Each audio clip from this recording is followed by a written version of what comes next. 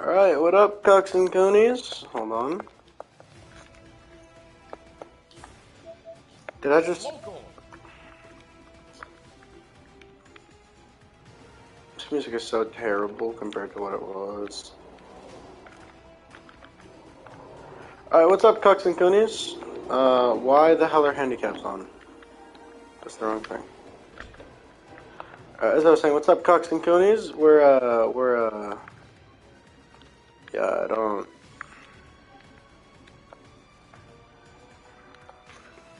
think I have to explain. Alright, so, top 8. I'm not gonna say too much. I'm gonna put my predictions for what I think the top 8 is gonna end up. Starting with Nash and Arcadia, who, oddly enough, are gonna be the first team on today, so I might as well set them up. Nash and Arcadia, I think they podium again. But, I'm not gonna lie to you. I don't think they win again. I don't think they repeat. Arcadia. I feel like there's too many good teams, and I feel like they're not gonna podium.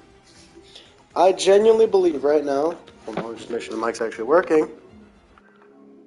Okay, the mic's working. Perfect. I truly, in my heart of hearts, who the hell is that?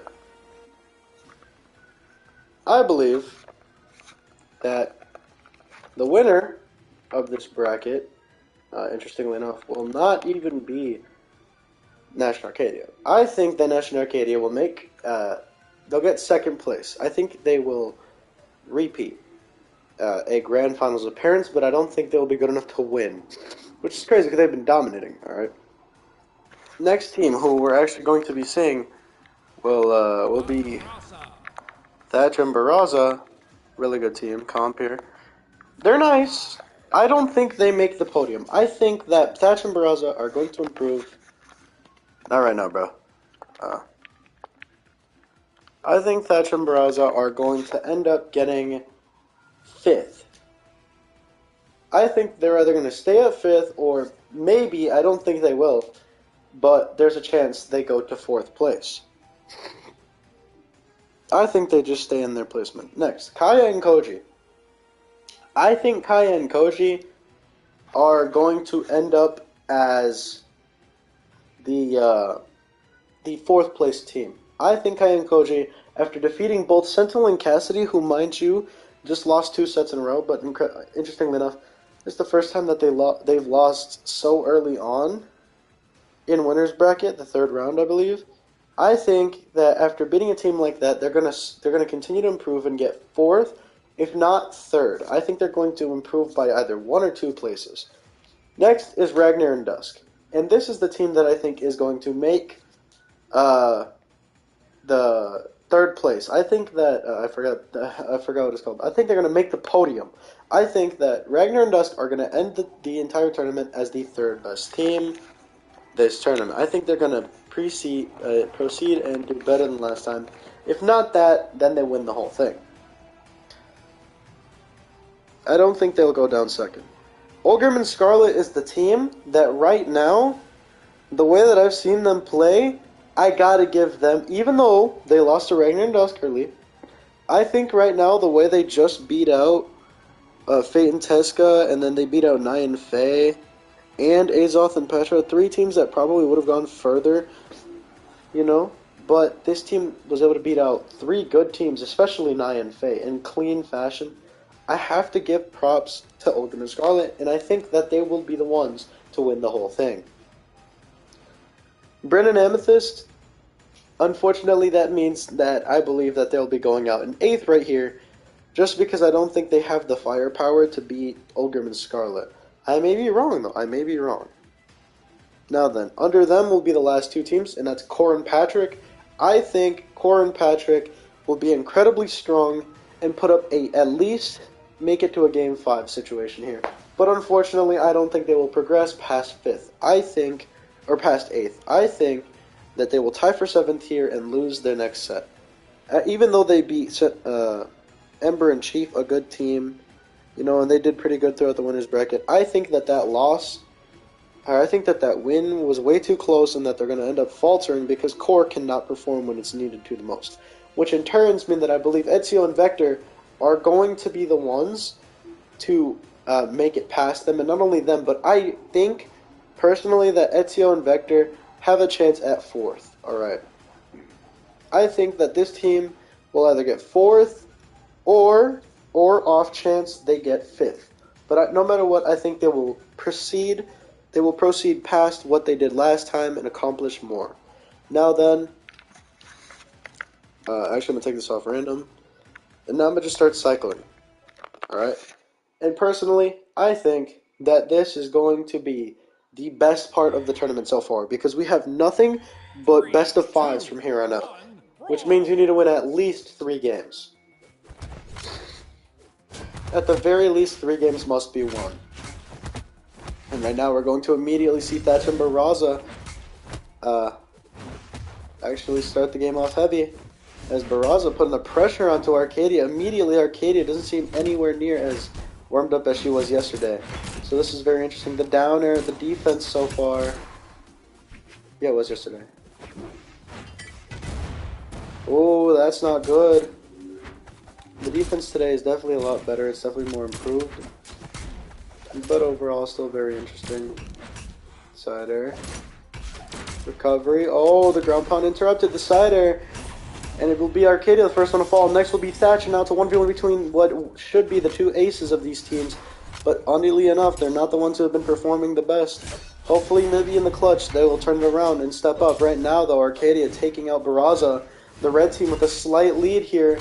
It's all in how long Nash can survive and how long Arcadia can also survive, really. More than anything, it's how long Arcadia survives, because she's not really healthy anymore, and that's going to be her maybe falling down once again really early on here. Okay. Alright, I mean, Arcadia's faltering. Nash trying to provide a little bit of leisure, a little bit of a breather here. He's kind of doing a decent job at it, but unfortunately not a good enough job to do what he's supposed to. Thatch playing this offensive. Barraza playing a more defensive case this time. I guess they changed their strategy so that they're both kind of heavy targeting, as Arcadia is just spectating on that right side or left side. Right now they're all sitting in the center stage, kind of control that area. Arcadia side-sticking Jesus Christ himself, because she's literally near nobody, as now it's 3 stocks to 3. They have a chance at pulling away with it. They do have a chance at pulling away with it right now. Either team could really just... Oh, that down 6 going to do numbers. Nair.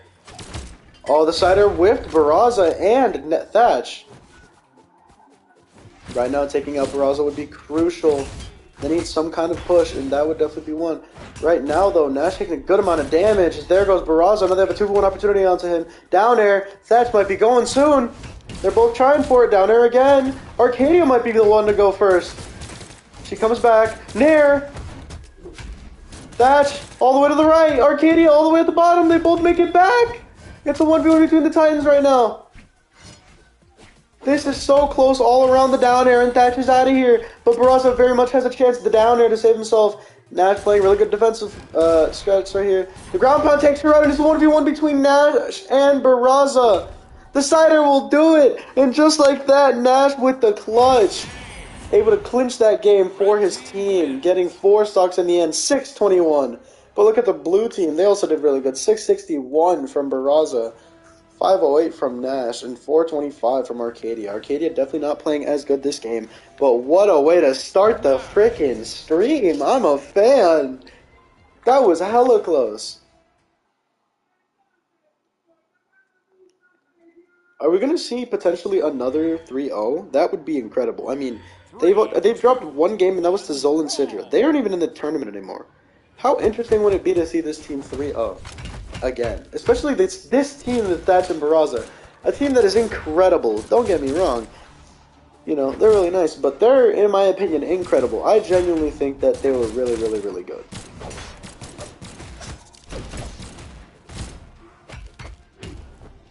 Oh.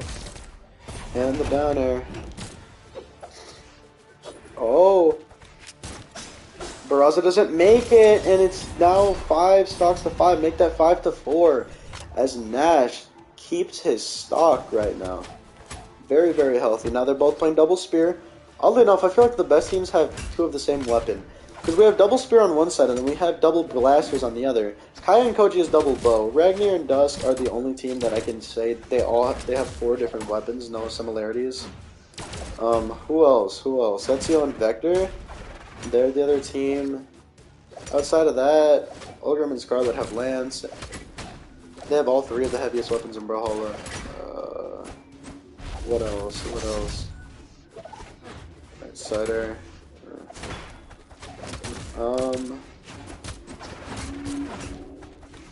I'm like actually trying to think so hard right now.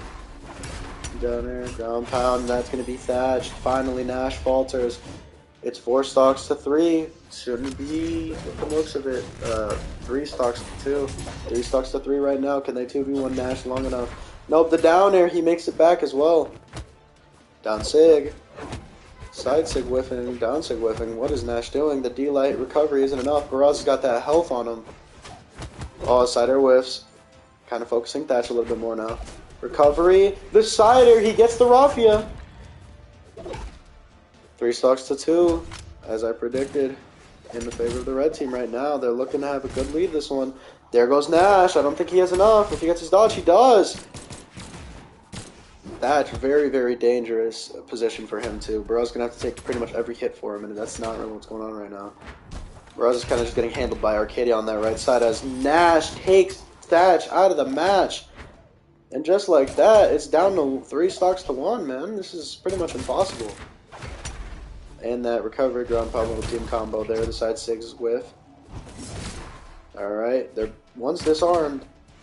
He's very damaged, and the recovery, not enough just yet, but maybe one more of those, maybe from Nash will do it. They both have high power though, so it really could be from either one or. They're both trying to prove it with some spear action, and that will be the one. Nash and Arcadia take a 2-0 lead over this team. Nash still averaging 4 stocks in this set. This time Barraza only took 2, but still averaging around 600 damage. We're going to Demon Island. This is the momentum shift map. This is the map that is notorious for essentially turning the set on its head. And we're not going to see it again for the rest of the set, so shoot, for all we know, this could be even worse.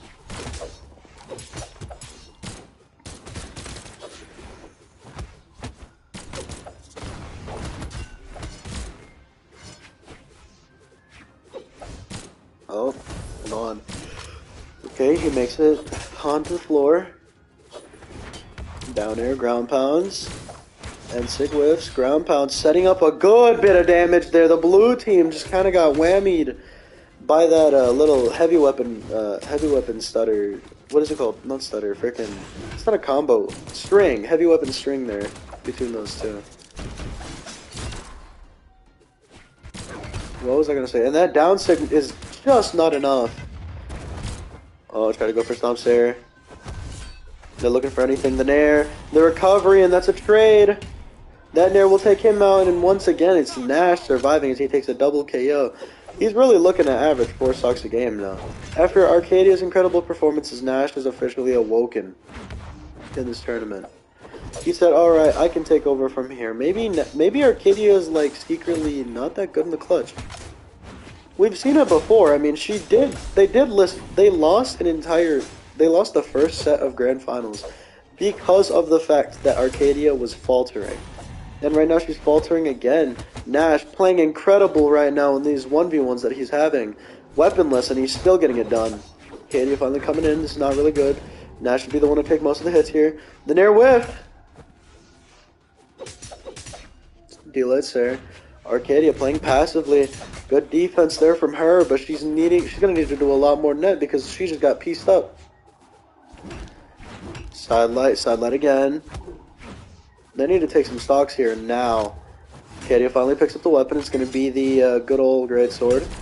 That down Sig. Oh no, Arcadia on the left side. Red team, massive lead here. That downer will be enough, and just like that, the red team in a major deficit, and there we go. Nash, go to the fucking weapon. Bro, I hate this game. I hate the bot's habits. They should always prioritize a weapon. Like, it's so stupid. They prioritize countering, and that's why, yeah, he's Oh, Barraza makes it back. He makes it back. For a second, I thought he didn't. I was like, oh no, he overcommitted too much. He's not gonna be able to make it back.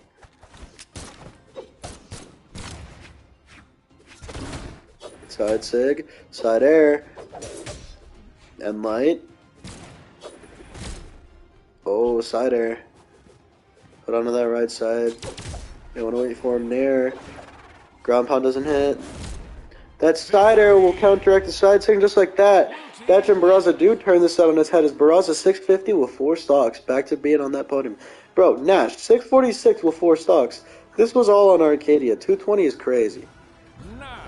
Yeah, it seems like Arcadia's not that good in the clutch, but whatever the case is, Nash and Arcadia have just now lost the game 3. And that's very unfortunate because Nash had 4 stocks taken, 646. If Arcadia would have just done a little below average, that would have been better than nothing, because that probably would have kept her alive more. Since she's not eating all the damage and like dishing none out. See, a good player can take a good amount of hits and dish out just as many.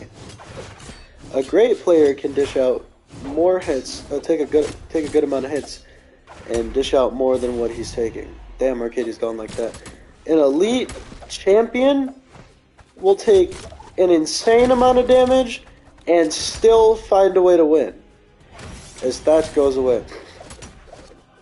Now, an absolute undisputed champion, well, see, that's someone who won't even take hits and will just destroy you. Dude who can 3-stock you, reverse 3-stock you, 2-stock you, and not really make the matches close. That's a champion. Right now, it's looking like the red team are somewhat in a deficit, I won't lie to you, because the thing is, you gotta see it from this perspective. If one of them gets taken out, it's 4 stocks to 4, and they don't have the damage advantage over Thatch and Barraza. I mean, right now, Nash is an absolute demon. He's playing outside of his mind. He's just playing completely out of his mind. And Thatch is looking kind of faltering too. Barraza's definitely been picking up the slack for his team, as he's been doing most of the damage, taking most of the stocks. Even in the loss, he had more. He took 1 more stock than Thatch did. I mean, Nash and Barraza are clearly the better teammates when it matters the most. And we're going to see that right now, as it's pretty much 3 stocks to 2. If Barraza takes this stock out, this might be good. Oh, he's taking a bit of a different approach. He wants to play defensively. It's not going to work out, though. There's too much pressure on him. That sidelight, and he might be... Yeah, he makes it back. That sider will do it, though, and just like that, it's 3 stocks to 1. It seems as though the red team is unstoppable. Oh, runs out. Make sure he's safe. He's countering a little better. His defensive plays are working a little more now. Unfortunately, Arcadia is starting to get a little bit more online. The D-Sig recovery, double ground pound. Oh, the ground pound tried to interrupt. And there goes Arcadia. I don't know how. Tell you what, these bots are incredible in comeback situations, so if he wins this, low-key, give it 100% props to Cody Travis for making Barraza this damn good. Dodge. Oh, and that ground pound will definitely be in, just like that. Nash and Arcadia, they win 3-1 over Thatch and Barraza. So far, my prediction's going just as planned. But I was not expecting Nash to go this insane to where he's averaging 4.25 stocks a game. Bro's averaged 4 stocks a game in this set with like a 600 as well. Like, bro, that man was on an absolute tear, whereas Arcadia's averages definitely fell through the roof. No, fell down to earth with those performances. I'm just like, more or less not really surprised, just kind of impressed. I would have never thought that Thatch and Barraza would be dismantled like that so easily, solely because Thatch couldn't perform enough. And he was still doing better than Arcadia. It was just literally, Nash was on an absolute tear and Arcadia would just play good defense. So he played a good enough defense to cover Nash for it to work. And that's just what won. That's how they won. But right now we got the kings themselves, Ragnar and Dust, going up against Kaya and Koji. And we start out Suzaku. That's funny. Start out Suzaku. This is such an interesting set, because like the thing is, I think Kaya and Koji will do really, really good. But I don't think they'll do good enough to, like, win. I genuinely think in my heart of hearts, no joke, no biases, that this team, the way Dusk and Ragnar have been combining their strengths and playing, that they just might be able to overpower Koji's aggressive, Koji's infinite aggression coupled with Kai's decision making. Splitting, I mean, look at that, bro. Dusk barely untouched, and the guy who's supposed to be taking most of the damage for his team is taking most of the damage for his team. Now Dusk finally getting more hurt. But yeah, like, just Ragnar's defense so far has low-key been a little bit subpar. But regardless of it being subpar, I mean, Dusk has just been so good offensively that it's kind of even. Whereas Kai is definitely the reason. So, at least right now, I mean, look at that. Trying to take out both of them at the same time. Side air. What a read. D-Light. Nothing F. That he didn't commit to the ground pound and he got punched for it. Recovery. Koji's out. What is Ragnar doing? He gets back to stage. Oh, Kaya, unfortunately, homie stalking. We'll call it that. But yeah, she took herself out there. That's not very good. As Dusk, like I said, just playing really, really good offense. I don't know what he was doing up there, but right now, Dusk playing amazingly well. Ooh, ground pound. Another side air. Recovery. Down air. Koji, not out yet, but damn, bro, the damage. Dusk will not be able to make it back now. Ragnar in a bit of a 2v1 scenario. Gonna try to survive. Gonna try to escape. Might not be able to. Dusk, get in there. Maybe Kai and Koji are the sauce. I mean, right now, Ragnar has been faltering. Ragnar Loki kind of needs to wake up a little bit if they want to succeed and get past that 5th place tome that they took last time. Ooh. Definitely not good. Ragnar right now makes it back. I mean, both of them heavily damaged since they got those 2-1 opportunities. That side will send them out. Just like that, 4 stocks to 2. They're going to weapon starve. And yeah, this is completely red team's favor right now. This is definitely looking for the red team. And just Koji's offensive onslaught. The ground pound doesn't work, so they try it down there. And there goes Dusk. What happened? He had his recovery still. I was only waiting on him to use it. Ragnar somehow outplaying his team. I don't know. Out surviving him. Side light. Side air couldn't connect. That side air might be enough, and it will. And just like that, Kaya and Koji take game 1. Impressive, man. I mean, Dusk kind of faltered heavily there as Ragnar had to take a lot of the brunt, a lot of the offense too. That one definitely doesn't look good for this blue team, as Dusk is the reason why they've been really going as far. He's been the one pushing the limits of this team right now.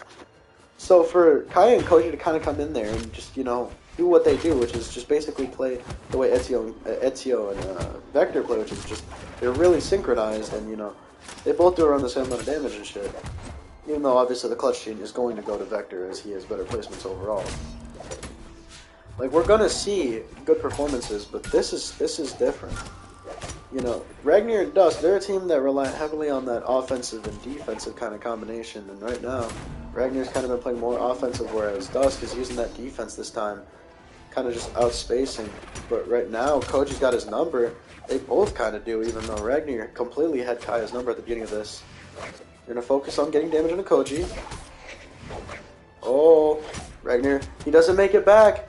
He won't make it back. And just like that, the situation's been turned on its head again, bro. This map is too unpredictable. And that side sig will do it. Unfortunately, couldn't get there in time.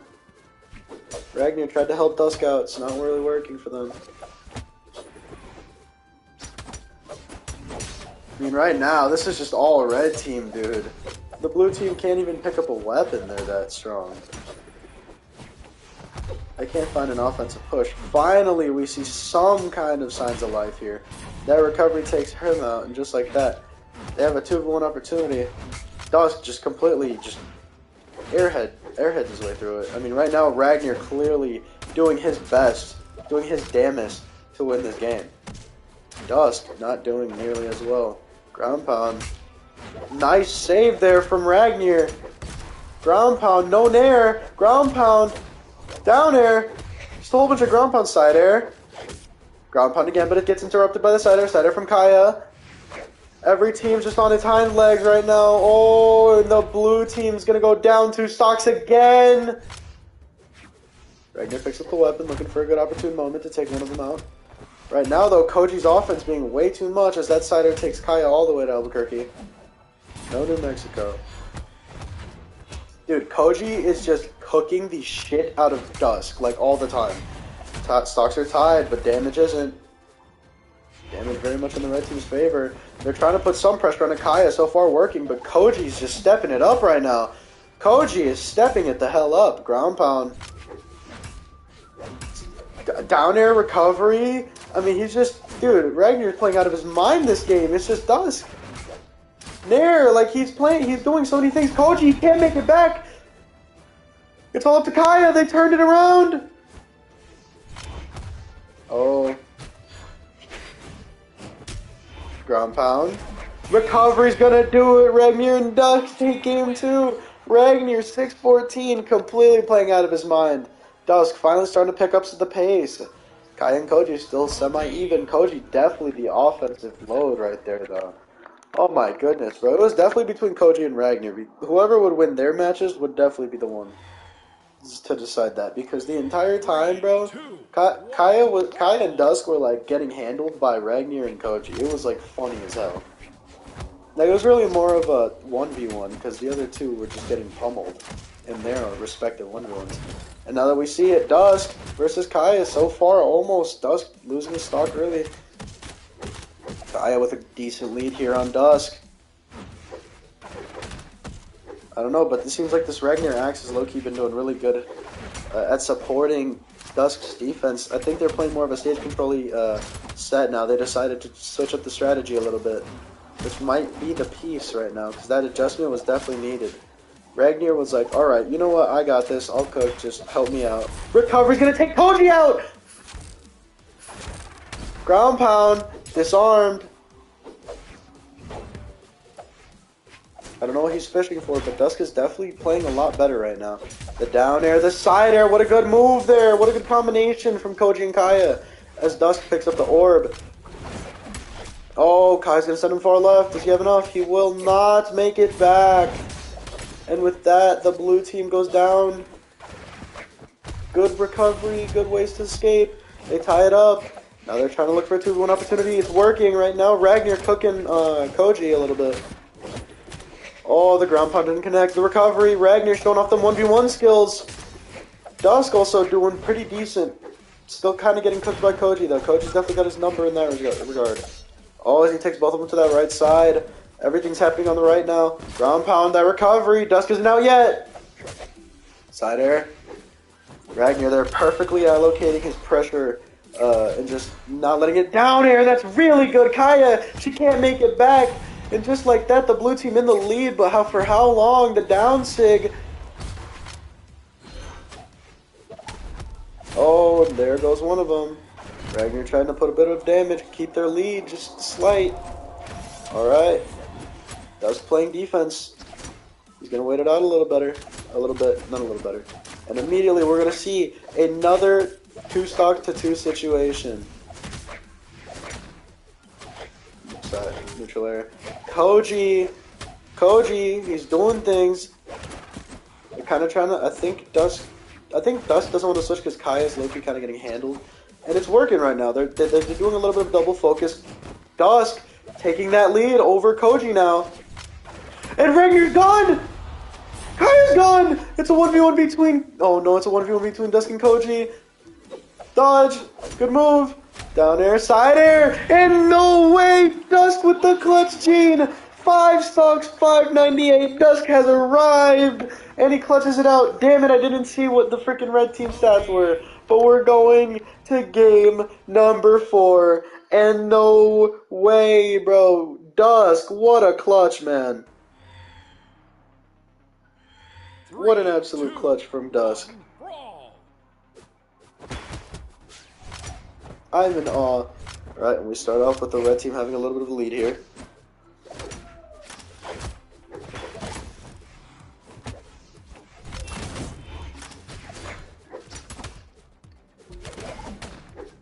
I just want to check Kai and Koji's stats real quick.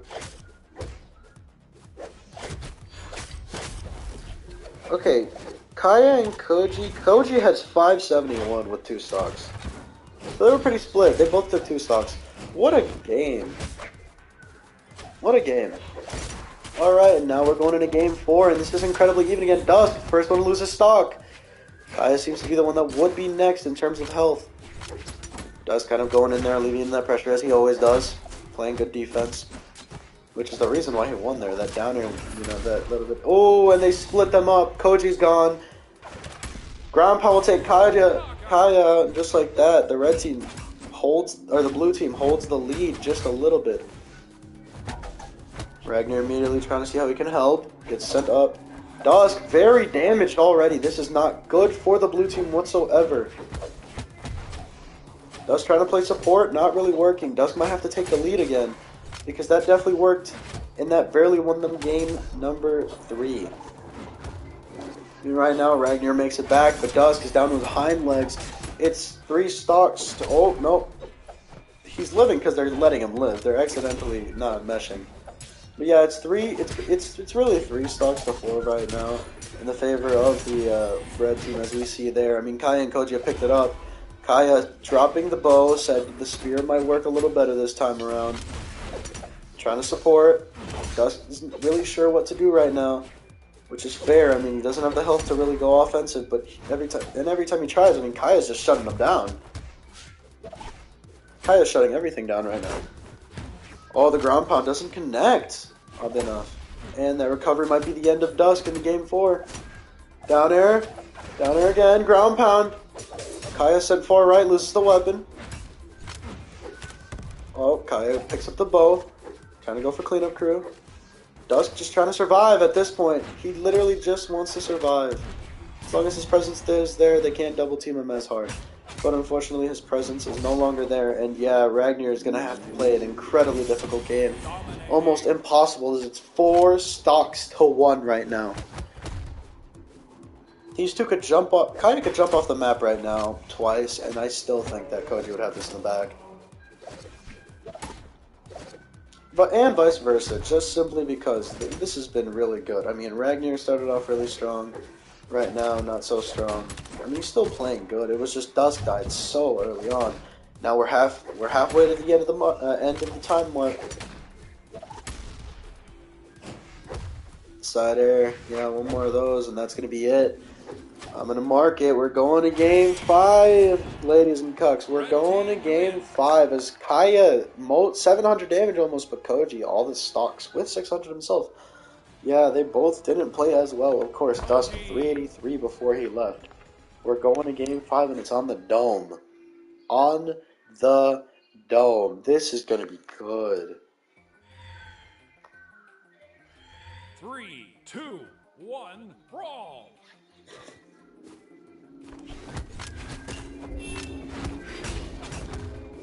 Hold on now. Ground pound. Recovery. Koji getting handled again. Ragnar seems to be his kryptonite. Especially on the dome for some reason. I don't know. And yeah, Ragnar's axe so far definitely being the defining factor in this match as, yeah, Dusk hasn't really been doing as much offensively at least.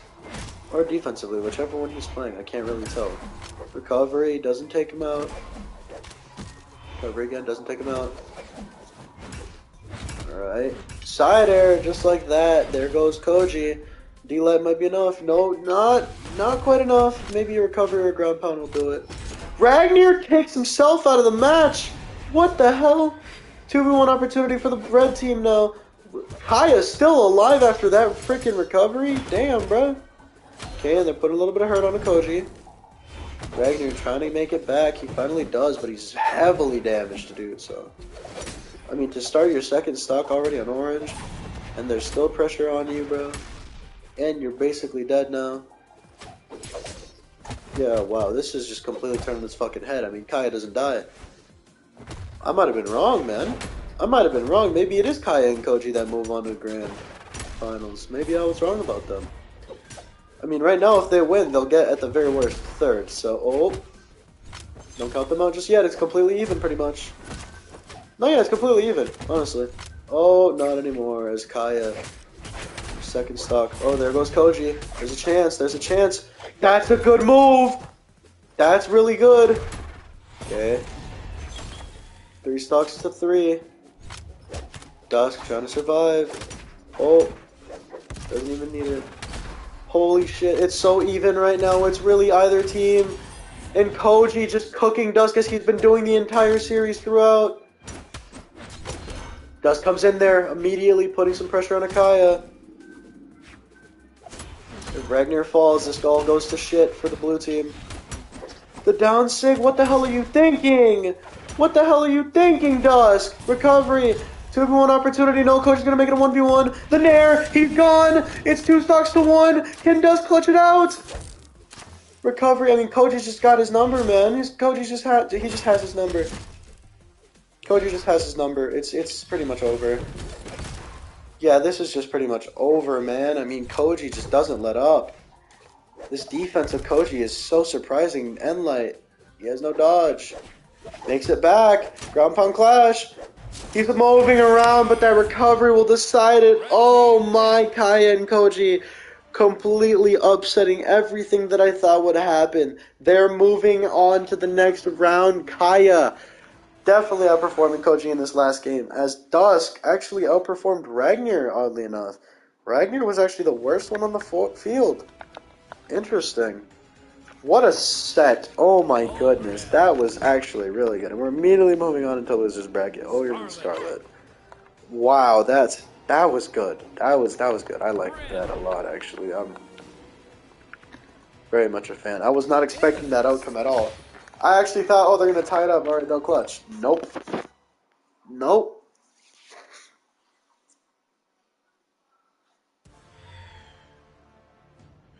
Oh my god. I genuinely don't know.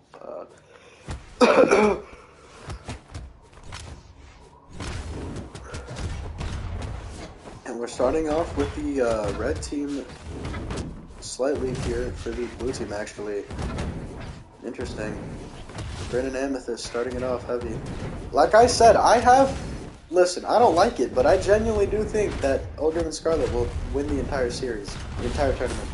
But, yeah, Brandon Amethyst, they think otherwise. They think they're going to move on right here and now, as Amethyst takes both stocks, if I'm not mistaken.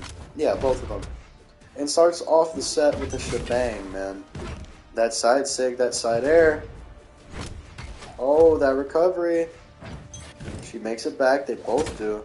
I mean, right now, Bryn kind of playing a little bit more defensive, kind of waiting.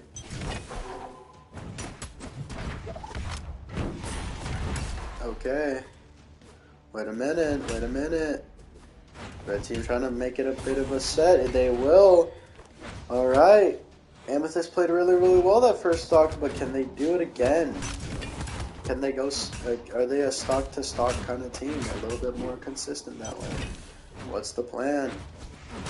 They started off really strong, but now the red team's starting to take that lead back. Right, we're going to see a little bit more offense as every player on the team. There are 3 Haxes, and yeah, there goes Scarlet as Bryn took her out there. D-Light. Oh. Trouble is brewing. That side will definitely take Ogre Mountain just like that. 2v1 opportunity. They don't take it. They said, we're a little too damaged for that. We'll take whatever we can get. A few hits is enough. We're Axe. Yeah, double Axe low-key working really well right now. Double Axe. And, but yeah, Brendan Amethyst, double Axe. Like, double Lance, double Bow, double Spear, double Blasters. We have so many teams that have double. So far, the only ones that don't are Ezio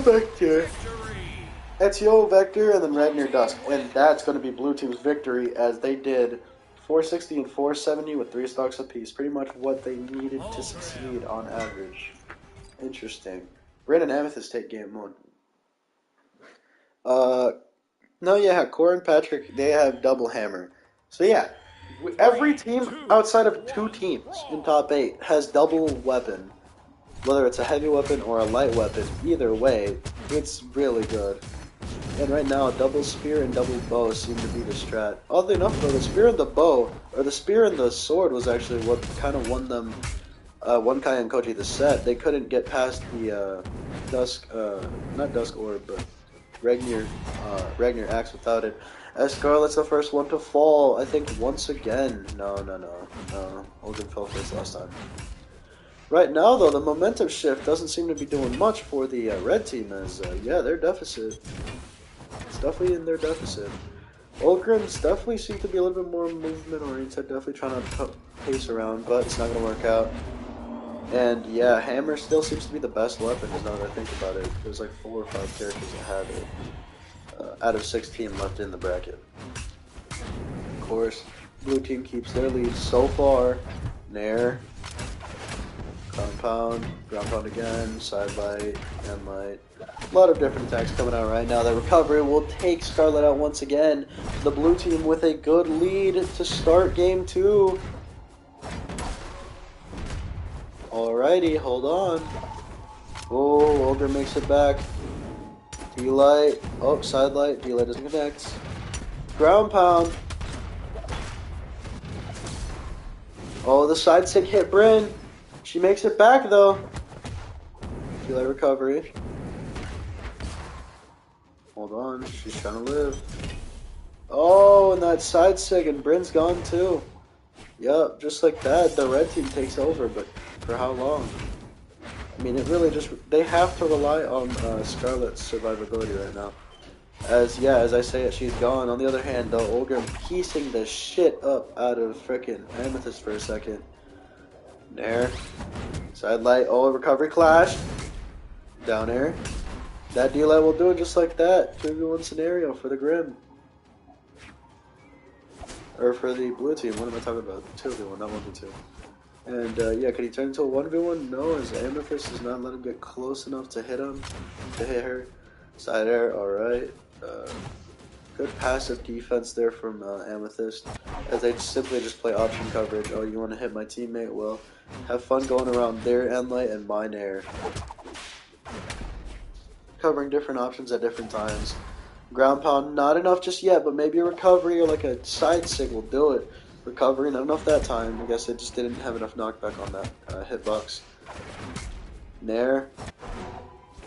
Oh, that sider barely went from that sider. Will do it though. Bryn and Amethyst taking game 2 as Bryn has a demonic number for damage and 4 stocks taken. Amethyst 500 as well, so they definitely needed to do a lot more in this one because they were taking more hits, but otherwise, pretty much the same result. What will the red team fabricate for us here on the Small Fortress of Lions in order to somewhat take hold of this set? Because right now, the only prediction that's gone right is Nash and Arcadia. And it looks like Bryn and Amethyst could just completely prove me wrong. Listen, when I saw Double Lance, I was like immediately confident in it solely because of the fact that the way that they were playing in Loser's Bracket, the way Olgrim was playing in Loser's Bracket, was so well, like such great execution that I never would have thought that this is the real result. Of course, though, Olgrim is gone. Yeah, this is looking like another victory for the blue team. But like the thing that you gotta think about is I'm thinking, oh hey, three heavy weapons, good unison, double lance. Olgrim's been playing out of his mind. Scarlet obviously can get it done when she needs to. But I mean, hey, I was wrong, and I'll gladly accept that, because this isn't the team I want to win. But it's the team I assumed would win. I would assume that Scarlet, and especially Olgrim, would not be okay with just an 8th place. This is his first time making top 8 in anything. Obviously, you want to make even further. You want to go and progress even further, right? Oh my God, bro! They just completely turned it around. No, not completely, but they're turning it around now. As actually, it's going to be Amethyst who falls here early. Really early. She died in like orange. Cider. Oh, waiting patiently. And Let will do it, and just like that, pretty much even again. Amethyst taking a lot of damage this game. I think their formula is to hit Amethyst with everything they got, and just double team Bryn whenever they get the chance, really. Cider. Amethyst is playing a really good defensive game, trying to split them up. Oh. Scarlet gets back. This is so uneven right now. It's pretty much 1 stock to 3 to 2. As yeah, this is not looking good for the blue team at all. As that down sig, good move there. There she goes. I mean, right now it's definitely still way less even than I anticipated it to be, but it's definitely more even than one would assume. And there goes both of them at the exact same time, as Olgrim and specifically Scarlet do really well in this one. Of course, Olgrim took all the stocks, but Scarlet did most of the damage. Amethyst actually played really, really well. It was Bryn, shockingly enough, who faltered in game 3. But yeah, there's still a chance that Olgrim and Scarlet just completely reverse 3-0 this and, surprise me. Do I think it'll happen? Kinda. Do I think that, Bryn and Amethyst were going to put up this good of a fight? Yes, but I wasn't expecting it to start with them putting up that good of a fight. That's like the most specific thing. I think that this team was really, really good, so they would put up a good fight and it would kind of go a little back and forth. Maybe like a 2-2, and then we get into a Game 5 scenario. Olgrim and Scarlet clutch it out. But fairly convincing win, right? No, this is just completely the opposite. And right now it's looking like it's going to be a reverse 3-0, the way that the damage is spread, and that freaking haymaker, and that recovery. I mean, Olgrim's definitely locked in. But even if this was the way that it happened, this was not at all the expectation. Then again, Olgrim falters. Then again, there goes Scarlet, and just like that, they both lagged out. I don't know. Now they're going to get this 2-1 opportunity. They're going to capitalize on it, try to make this as even as possible. As, the double axe is back out, and that's not spelling good news for the blue team, or for the red team. As Olgrim immediately says, hell no, I'm going to take the first 3 stocks for my team, and I'm going to dominate. I mean, right now, though, Amethyst is completely locked in. This is a different Amethyst. This is a different Olgrim. This is a different match entirely, essentially, from what we saw the first 2 games, where Bryn was definitely the superior. And Scarlet, not so much superior, but it was definitely more even between Olgrim and Scarlet. Right now, though, 3 stocks to 2. And yeah, I mean, the focus seems to be on hitting Bryn, but Amethyst is definitely the one outperforming, so if that spells any trouble, Amethyst is going to try to take as many hits as she can, but it is 2 heavy weapons and 2 high damage characters. Bryn can't make it back. It's a 1v2. Definitely more of a 1v2 than a 2v1 right now. Amethyst trying to make it happen. Side air. He's not dead. Oh, there goes a recovery. He gets the chase dodge. The ground pound. No way. Amethyst thinking with her head. There's no shot. There's no shot. This is so even. Stomps here. Will the one with the higher sting in 1v1 winner, will it be Amethyst who clutches it? The ground pound. Scarlet playing perfect right now. Good dodge. Picks up the axe. Stutter steps. Dodge. Nair whips. Down air. Side air. Amethyst with the comeback. Amethyst playing incredible. What a comeback. That's going to be 3-1 in the favor of the 4 seed. Oh my goodness. What the heck? Bro, and she took 3. That was only 3 stocks. She literally was doing all the damage, but she only had taken 1 stock up until that point. Bryn, damn, you played like ass, bro. Olgrim outperformed you with 2 more stocks than you and 100 more damage. You may have taken 1 more stock than Scarlet, but still. Bro, Amethyst, she lost her recovery. Her immediate thought, jump, ground pound Olgrim, use the chase dodge to get back safely onto the wall. And then Scarlet just couldn't. Wow. Scarlet did really good in the 1v1 at first, and then unfortunately she was just too damaged and only took a down air and a side air. What a set ender, bro. Amethyst. What the heck, man? No, that was good.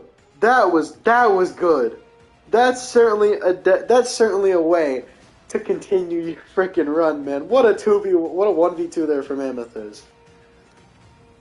That sided to send Olgrim outside, and it actually helped her out in the end. That's actually crazy, bro. I don't know what to say.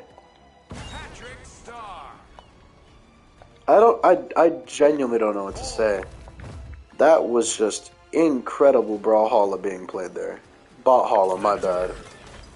Let me not tarnish the name of Bothalla. Yo, what the hell? And now we have the last set of technically top 8. This set will decide the top 5, technically top 6 teams. Technically, the top 6 teams of the tournament. What the hell, bro? Well, I'm so stuck on that absolute clutch, but the ground pound chase dodge. And then after the ground pound chase dodge, the way that they played after, bro. That was incredible. Wow, what a way to upset my impressions of what would happen, bro. Red and Amethyst are dogs, bro. They are hounds. As Patrick did all that damage just to lose his stock first. That's so unfortunate. Funnily enough, he did enough for Core to basically be even with these two, so it really it's all tied up right now. Oh, never mind. Vector is actually a lot more damage than I thought he was. Okay, side stick. Ground pound. Nair, Ezio lives. It's really just between Core and Ezio. Whoever dies first is going to get a mean 2v1. Down there. Oh, Side doesn't connect the ground pound. Core taking a lot of hits right now. The 2v1s are working. Oh, the reversal! What a freaking down! What a ground pound, bro! It's 5 stocks to 3 after that. What a reversal there from the freaking red team. Patrick, good moves. His defense is still incredible. He's definitely still the better player. Sider's going to send Core way to Albuquerque, New Mexico. He's not going to make it back. I'm not going to take this chance. Kind of just wait a little bit until Patrick, until Core is back on the stage safely to probably take him out. That Nair will do it just like that. What? Okay, better. Even better. They get a little bit more of a 2v1 opportunity. And right now they're trying to capitalize on it. Oh, Cider. Alright, ground pound. Recovery. This is where it starts. That ground pound will end the freaking game for the freaking blue team, or for Vector on the blue team.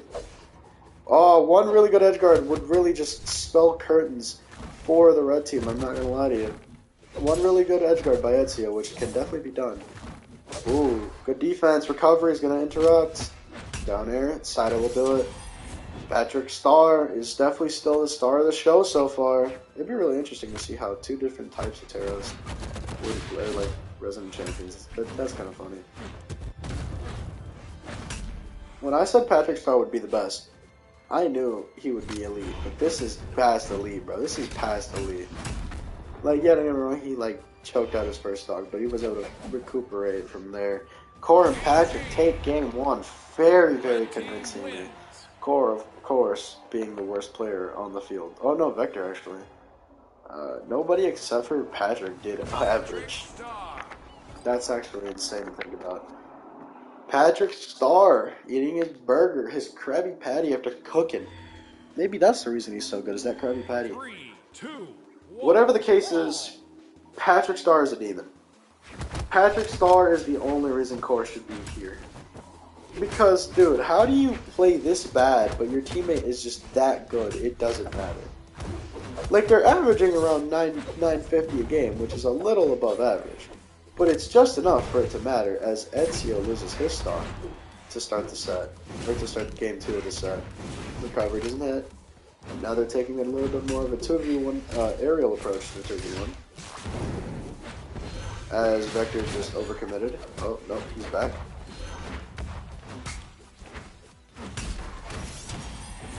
Oh my god. It's over. It's over. The blue team is cooked. The blue team were clutch enough to beat Sentinel and Cassidy 2-0, but they aren't clutch enough to beat this team 2-0, or 3-0, or even 3-1 right now. Wow, this is rough. So there goes his stock. Now it's a 1v2. That does not favor the blue team whatsoever. Okay. Recovery, and it's 4 stocks to 2. Can they make a 2v1 happen? They can. Side stick. Oh my god, Patrick Star. What happened, buddy?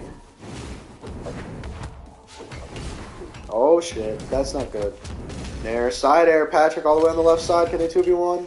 They don't get any damage. Recovery. They try to go for a double recovery. Didn't work out. The recovery. It's not enough. That Nair doesn't do enough either.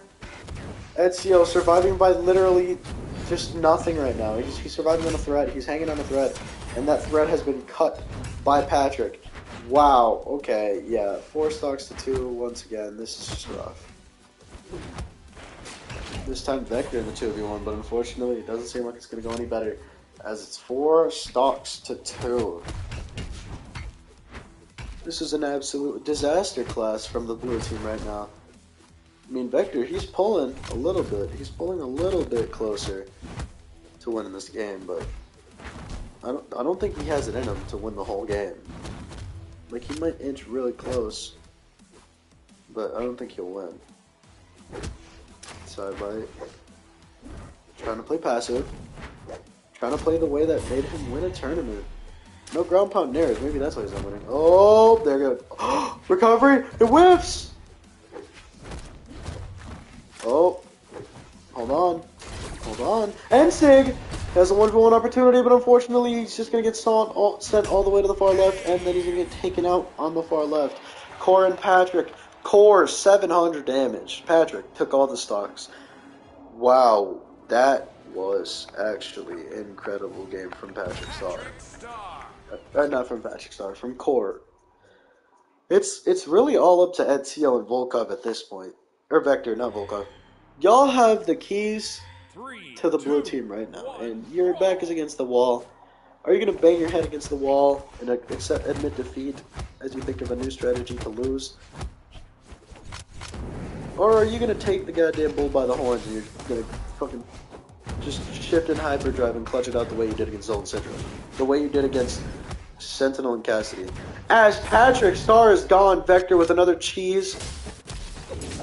Side air.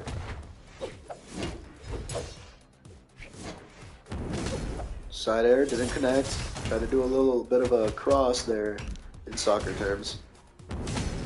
Down air.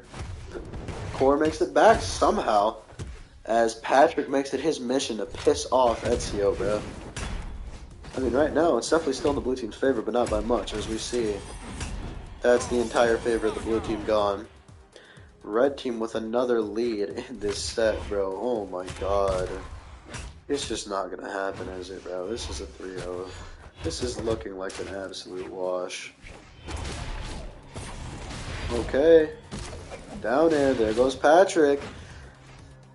It's actually getting turned around on him, on its head now. It's 3 stocks to 4, favor blue team. Can they do something here? Can they focus one out? Can they figure out the formula? Or is Patrick gonna hide it like the Krabby Patty formula that SpongeBob protects with his dear life, man?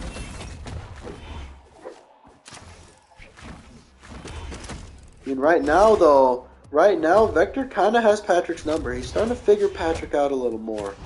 He's starting to understand why Patrick is low-key dominating. That instinct might send him, no, not enough just yet. It's still the Patrick defense.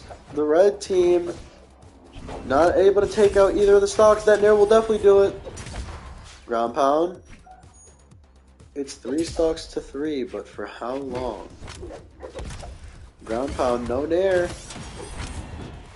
They're going to have to find some cheese here, or else this is pretty much just over for the red team. They have the stock lead, but again, for how long?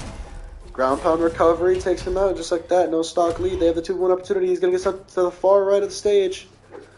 They're going to focus on Core, oddly enough. They're not even going to care. They're going to say it's fine. Patrick's gone on accident, and there you go. Patrick Star is out in Game 3. Signs of life for the blue team as they play perfect space coverage. Oh my god, Ezio's gone, and it's not fine. Core makes it back. Delay recovery, the 1v1 champion that we once knew, the man who got 5th place in the 3rd tournament, the man who is known for clutching when he's definitely not expected to, and I don't expect him to. I really expect Core to win this. This is why I expect... And the ground pound! 1 patience from Vector to capitalize right there. 641 for Vector. Core pretty much had it in the bag too. Vector, though, he's just better. Simply put, he's just better, as that will be game number 3 for the blue team. We're going to game 4. Do I still think Patrick and Core are actually gonna just break my expectations. I'm expecting Patrick and Core to lose the whole set still, but like according to the way that I seeded them, but I still want Core and Patrick to win. And there goes Patrick!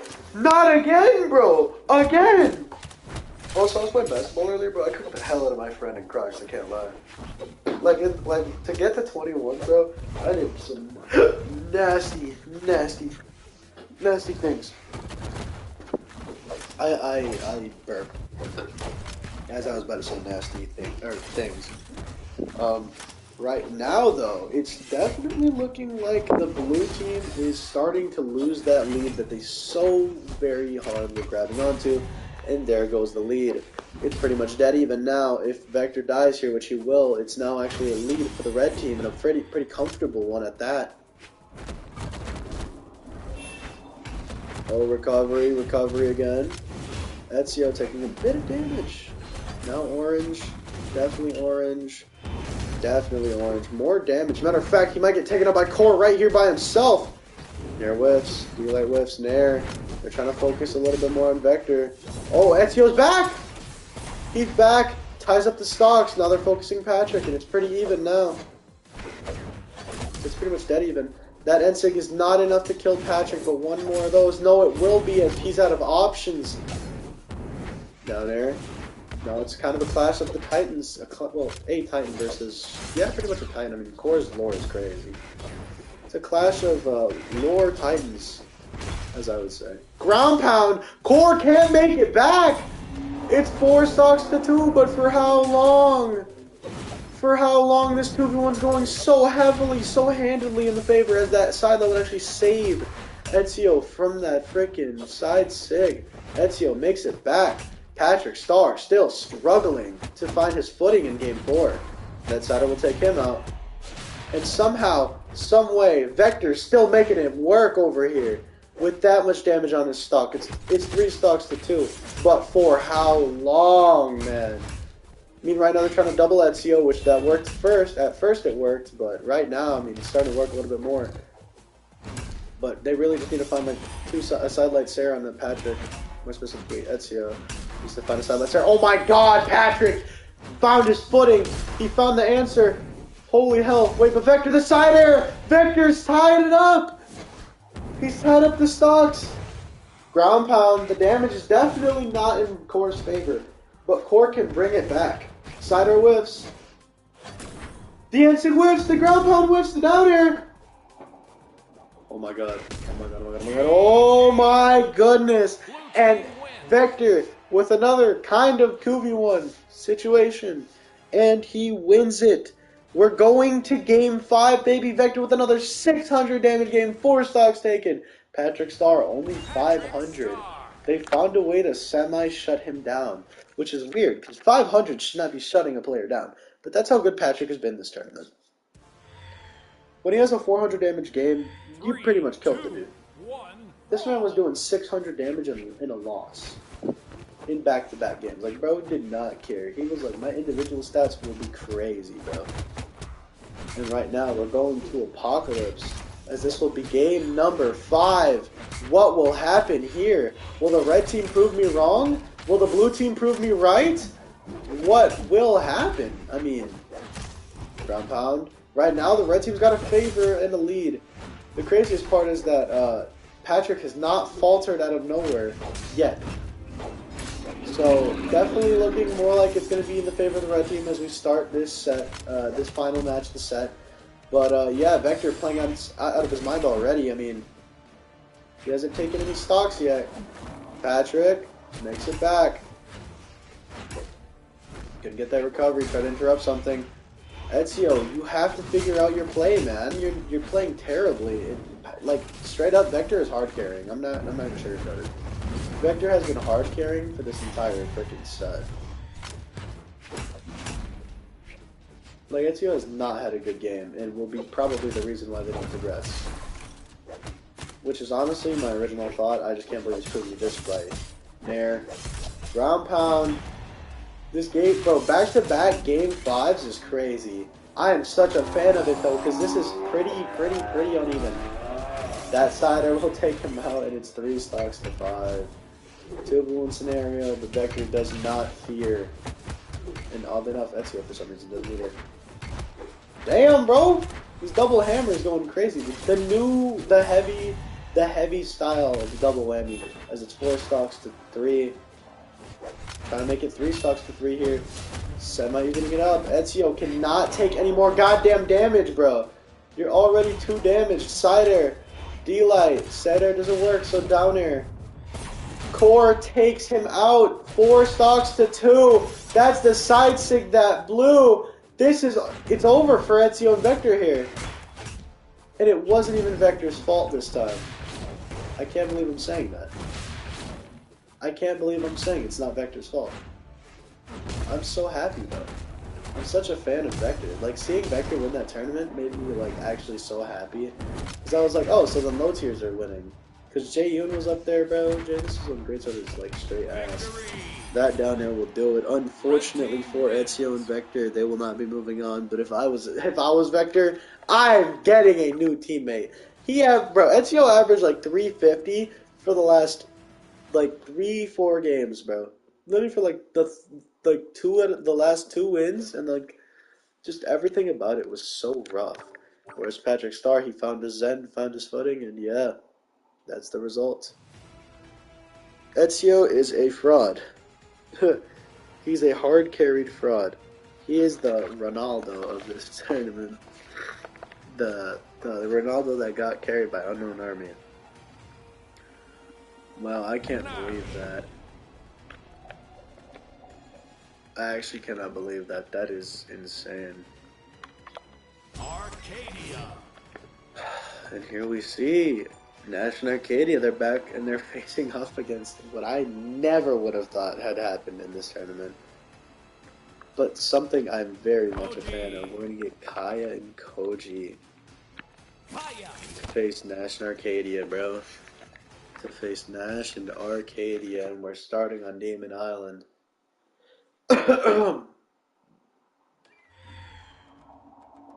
Should I probably do... 3, 2, 1, Should I probably... brawl. Actually, I'm considering. Should I do... No, I'm not going to do it. I'll do top 5 after this. Why not? Why not? I want to see who makes grand finals. Let's see if I got this much right. There are 3 spears, bro. I can't believe that spear and sword was what took out Ragnar Dusk. That's insane. That shit's crazy. By the way, loser of this is probably going to get 3rd place. Probably. I don't think they rematch. I don't think so. They could.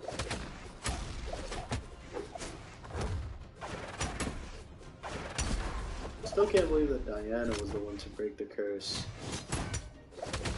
of if you lose in winners finals, you lose in losers finals as well.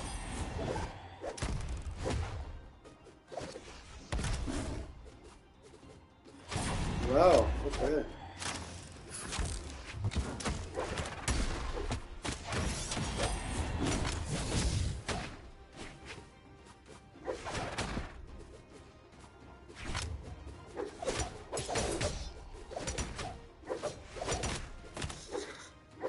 Right now, the red team has the lead, but for how long? I mean, right now, it seems like they're going to have the lead for the rest of the game. As, yeah, this is surely an interesting one. Recovery, I mean, okay, that's insane. Nash is dominating. I would just like to mention, this isn't the first time Nash and Kaya have fought each other. This is the first time in 2v2 they've faced. Nash hasn't dropped a single set to Kaya in their lifetime history. On the other hand, I don't know if Arcadia and Koji have ever faced. I know Nash and Koji have probably not faced. In the 3 tournaments that Nash has been, I don't think they've ever faced. I think Koji loses too soon. Every time. Or in the 4 tournaments, actually, because you want to remember, Nash has got top 8 in every single one of the 4 tournaments. He's still the GOAT right now. 4 appearances, 4 top 32s, 4 damn top 8s. That's insane.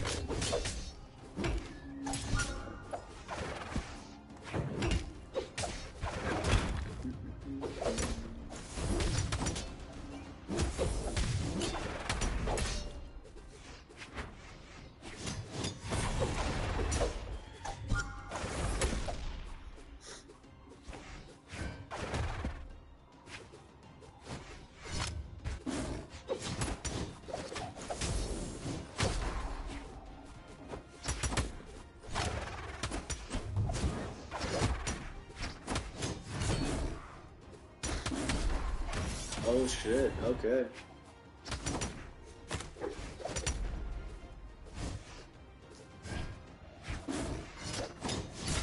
GG.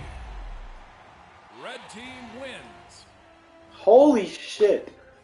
I knew that the red team was going to win. I was not expecting Nash to go nuclear and go for a 5-stock 806 damage game, which, if you don't know, is the third best performance tonight. Just being slightly worse than Queen Nye's, as he actually won. But, yeah, Queen Nye had like 860. It was crazy. Still can't believe that 890 game with like 6 stocks from that one person. I think that was Arcade, actually. But I don't know if it was Arcade or not, but it was a really good character. Kaya 659. Koji got all the stocks, though. Everybody kind of playing their role. It just went in the favor of the red team. I mean, yeah, they really liked that map.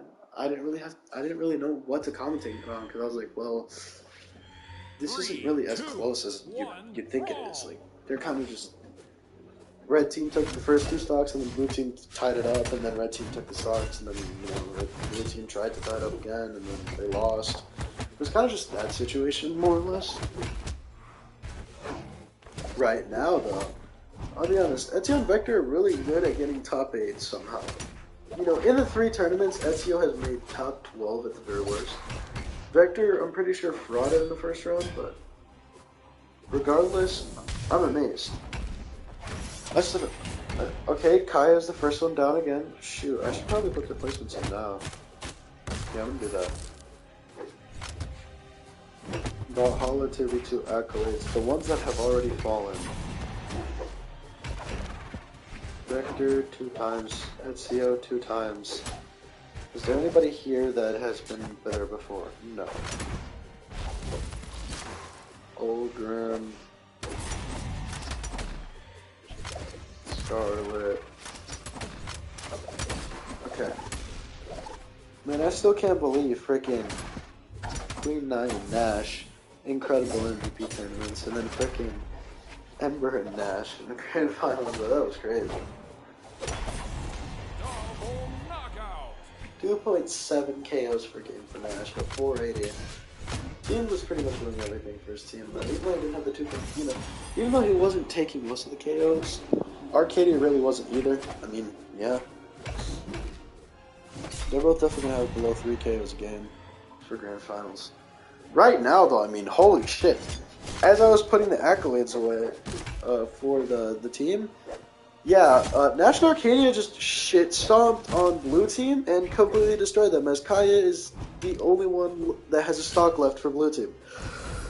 I don't know what happened in these 2 minutes, but whatever the hell happened, there goes the blue team, and now it is 2-0 National Arcadia. This is not even remotely close. This is just straight dog walking on them, bro. 167 from Kochi. He just got dog walked to the finish line right now. 3 stocks for both players on the red team. That was, wow, bro.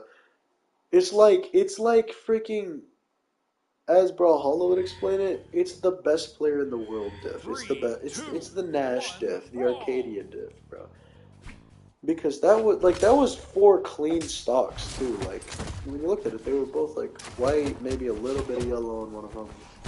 But that was just straight up. They dominated on those first 2 stocks to just be able to the next 4.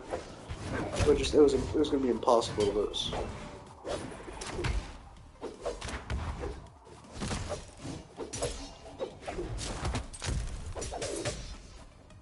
Blue team definitely taking the lead on Suzaku Castle. Here they take out Nash for the first time ever.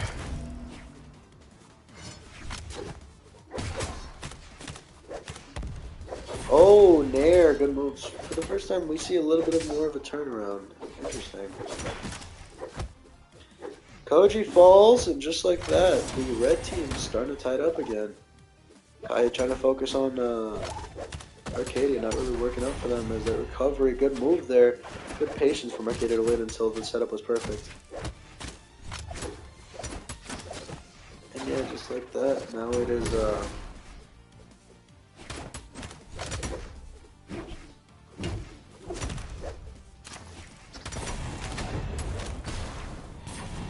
damn, okay, 4 stocks to 2 in the favor of the blue team. It seems like no team is going to be 3-0'd from the looks of it. Like, no team wants to lose 3-0.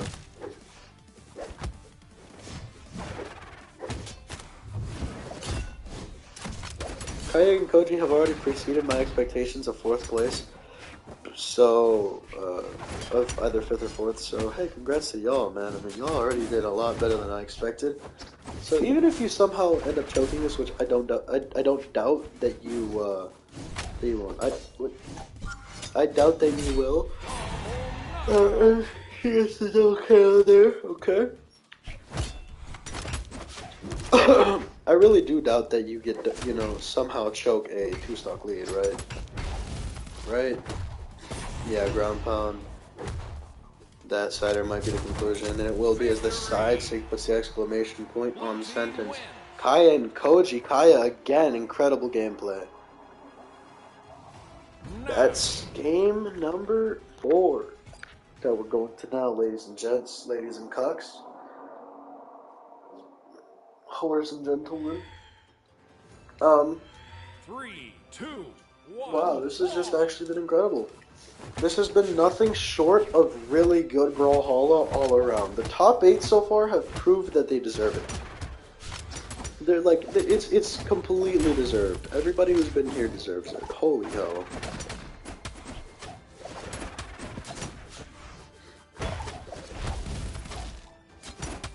Light. Okay.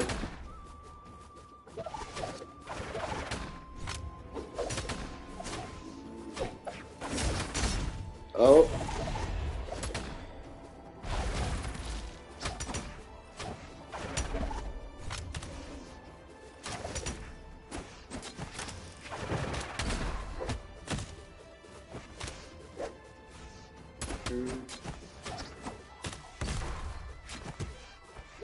It's pretty much dead even right now. Right now, the red team is the one, or the blue team, I mean, is the one that pulls away a little. As even here now, Koji has taken less damage than Kaya. Of course, that's fixed with 1 ground pound and a few more hits, bro. Good defense from Nash there on that hammer, but I mean, right now, Koji's offense is just too much. It's too much for a team like this. Okay, Koji gonna be the new champions, bro? This is insane. They're actually clutching it out. It's 4 stocks to 4. Oh, wait! Kitty was still in her first stock. Never mind. Never mind. I mean, it's pretty much dead even again, like as I was saying. It just really relies more on Koji and Nash rather than Kaya and Arcadia right now. Right now. Ground pound. Sent really far. He doesn't have enough to make it, but it ends up still tied. So it's a battle between Arcadia and Kaya, which is really funny because okay, listen. We have a 2-time 1v1 champion. One of the people that lost to said 2-time 1v1 champion in grand finals. And then, to top it all off, we also have a person who got 8th in 1s and in 2s. But, defending 2v2 champion, and it's just it's a whole bunch of 1v1ers and then Koji. There's a whole bunch of people that can hold their own alone. That side sig will do it just like that. The red team seem like they're gonna just pull away 3-1. But yeah, just straight up. These 3 are the good 1v1ers, and then there's freaking Koji who's sneakily, secretly good, but has not amounted to anything inside of 1v1.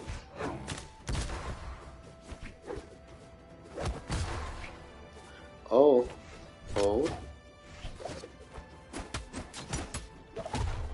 Side air, not enough. There. Ground pound, the side air doesn't hit. There will eventually end it. And as I assume, Nash and Arcadia will be going to grand finals via winner's side. Now for the most heartbreaking sets. Oh, these are going to be good. I can feel it. I can feel it in my bones, bro. As Nash and Arcadia move on to the podium once again, man. Nash is so good at repeating performances. He's so good at keeping up appearances. It's actually insane. The man has yet to miss a single top 8. Outside of the first 2v2 tournament, I think, yeah, he has not missed top 8 ever in 1v1s, and has only missed it once in 2v2s. And right now, he hasn't missed a podium since joining up with Arcadia. That just attributes to how good of a teammate Nash is, because he was able to bring Arcadia to the top. And she was already really good. But enough dick riding, ladies and cucks, as we got Ragnar Dusk. Where's Dusk? And yeah, these two will be going up against the insane upset that is this team. I never, ever would have thought that they were going to win that handedly. 3-1? I mean, they didn't win handedly, but bro, Amethyst should not have clutched that. They should have. I feel like if they go to Game 5, it's definitely not in their hands anymore. Alright. After this, every match in the top 4 will just be random maps. I will not be selecting. I will let the bots decide, rather than go for a random schedule. 3, 2, 1, brawl. On the other hand, though, we're going to start off the set with Ragnar and Dusk, who had just fallen a little bit ago. They've been waiting more or less. Make sure the stream is on. Yep, they've been waiting more or less like a half hour. Been a couple sets since they lost, just 3 of them, but yeah. And yeah, now we will see them against these absolute armored titans that are Bryn and Amethyst, who are looking to at least repeat their place at the very worst. The team's incredible.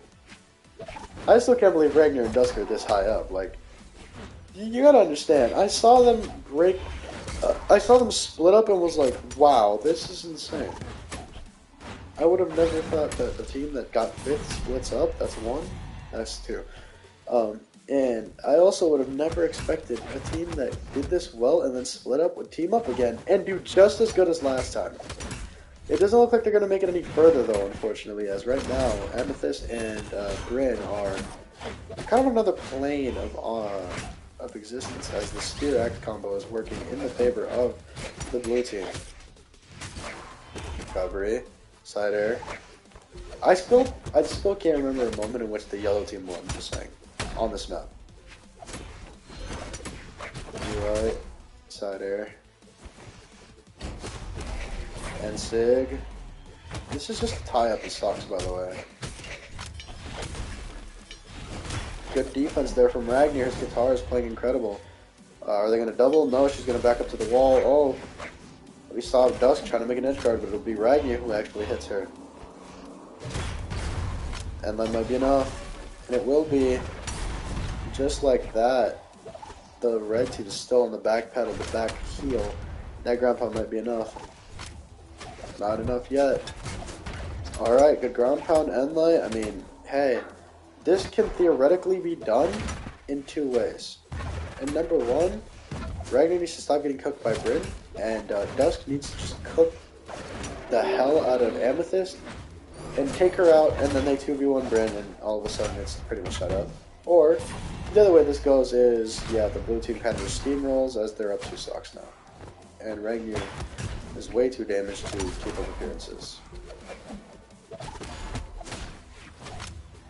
Oh. And yeah, just like that, Ragnar threw it all away. It seems as though, you know, Amethyst is willing to sacrifice her stock for the cause. The cause of the clip. The cause of the clutch. Ground pound will bounce her out. Alright, double KO there. Kind of a little bit of stat padding there. Not actually. He's trying. He's trying.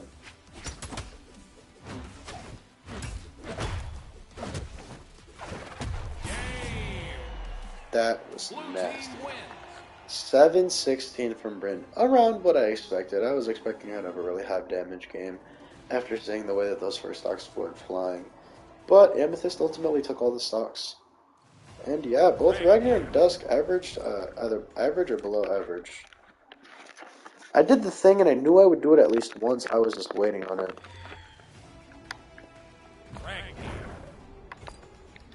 I was just waiting on it. Alright. Very simply. Very simply.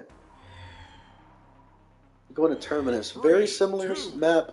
Slightly more space. A little bit more to work with here.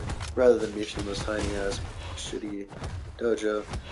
So maybe we see a little more happen here.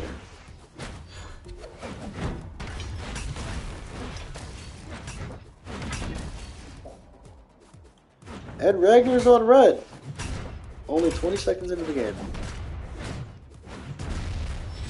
Soon to be dead, if it keeps going like this, I don't know. I mean, right now, though, I mean, holy shit, Dusk, bro. Brother, what is this offense? Bryn's the first one to fall. Ragnar's still alive. What is this? That downside will take Amethyst out. Red team. Red team putting their name out there, bro. That downer will kill. He doesn't have enough. Yeah, he doesn't have enough. Dusk will patiently wait for his teammate to return. Not as patiently as I assumed he would. That or they're just really good at edge guarding. Probably they're just really good at edge guarding. I mean, right now, the red team just got handled in a matter of seconds. Still very even, but if I were the red team, I definitely would not be happy about this outcome. And if I were Ragnar, I would start fucking acting. Because, bro, you're not... There we go. Finally, one hit. Alright, we got one hit from Ragnar on this stock. As Dusk is dueling somebody without a weapon and still succeeding. And there goes his weapon. Now Ragnar's actually just straight up dead in the water. That delay will prove me right. That side air might do it too. And light. Oh, the side air keeps her alive. There, down air. There. Bro. Let Dusk fight for you, brother. You're not able to fight at all right now. There we go.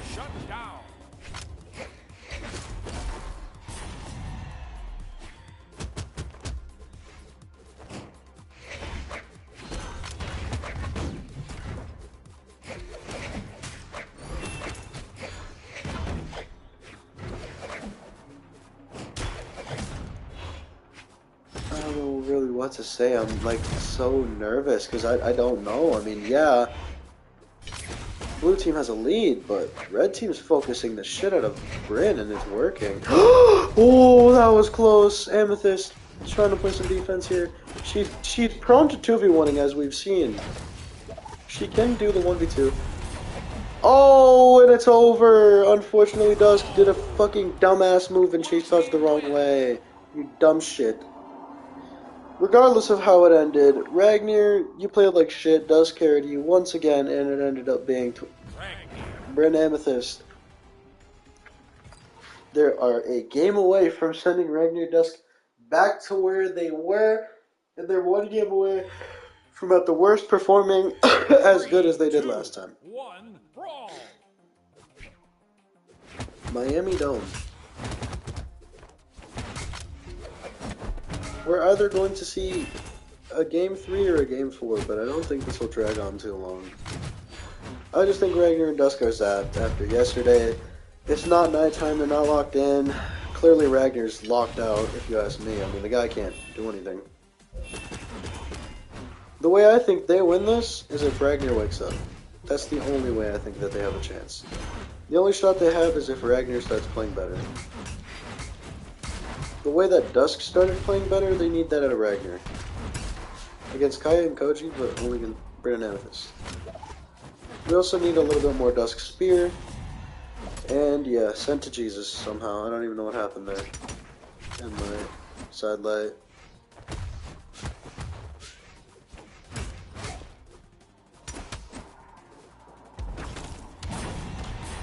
Yeah, it's over. Look at Ragnar. Look at Ragnar. It's over. It's over. I'm just so disappointed because it went to shit so fast. And it was so good for a moment. Like, bro, they're pulling a 7-wing Cassidy disappearing act after losing one set. They gotta lose the next. And it's just like, bro. Like, you don't understand. Y'all literally won 3 straight and then did really good. Almost won 4 straight. And now you're literally telling me that you're just cooked. Like, that can't be right, bro. Like, Ragnar's just not playing normal. He's just not. This isn't Ragnar. so to speak. This isn't the Ragnar that got top 8 in once in the most recent ones tournament. This isn't the Ragnar. Oh my god, thank you, Dusk. This isn't Ragnar that like performs at his peak right now, bro. This is the Ragnar that's just bummed out right now. This is the Ragnar that lost with frickin' Scarlet. He needs like a ground pounder. No, he's cooked. He's cooked. Ground pound, dumbass! Thank you.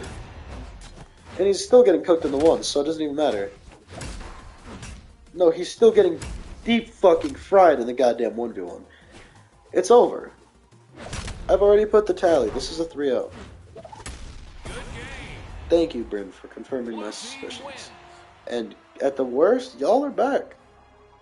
I'm so disappointed in Ragnar's performance. My favorite legend couldn't clutch up when he needed to the most.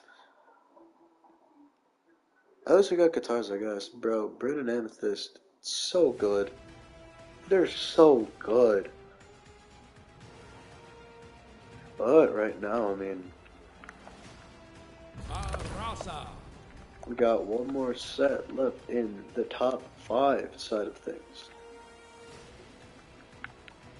As after this, it's the top 4.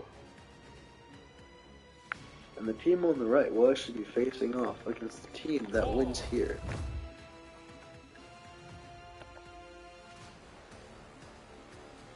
Patrick Star.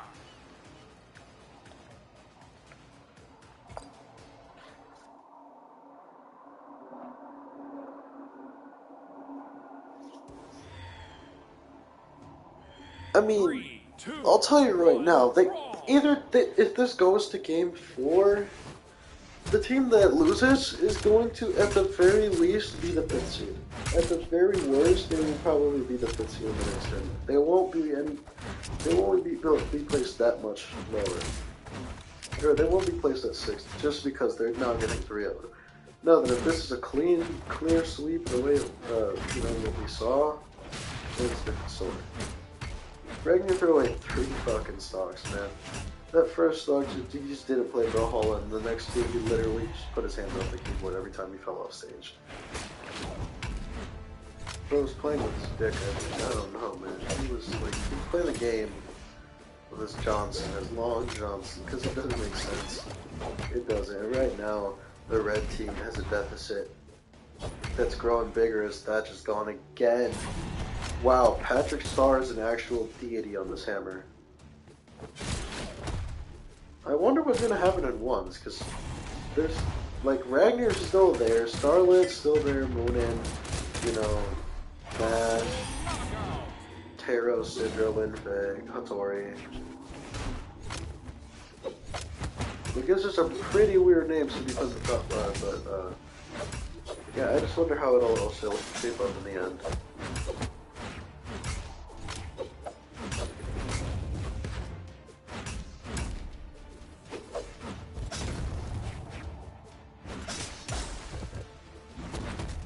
That one tournament's gonna go crazy, I'm not even gonna lie.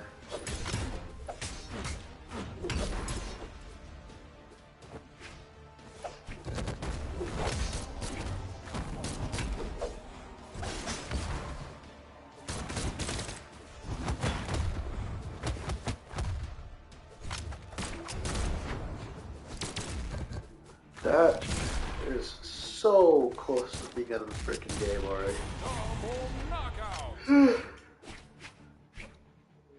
The double KO for Thatch as he actually gets the team to lead, but for how long? For how long, I ask, as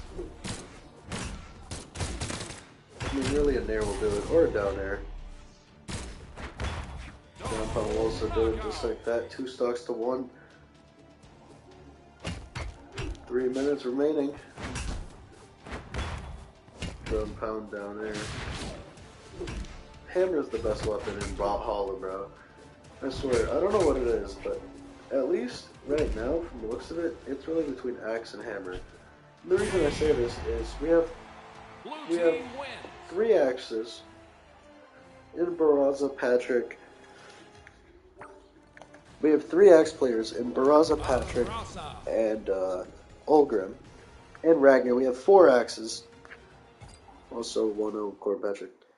We have 4 hammers in Nash, Patrick, Core. I know we have 5 Axes because of Amethyst, and no, 6 because of Bryn.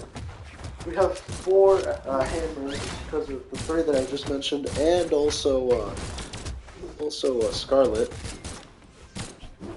And then Vamera is kind of weird because we have like, what, 3, 4 bows? No. We have 2 bows because Vector's out. We have 3 bows in top 8. We had 2 lances, naturally. We had 3 spears. Bryn, Nash, and Kaya, yeah. 3 spears. Just an interesting palette, because like we have 1 Qatar player. Enough. We have 2 swords. 2 swords? 1 cannon. 1 orb for sure. Yeah, 2 swords, Koji. 1 great sword, like the palette's weird. We had 3 spears. Right now this game 2 is definitely a lot more even than game 1 was, but yeah.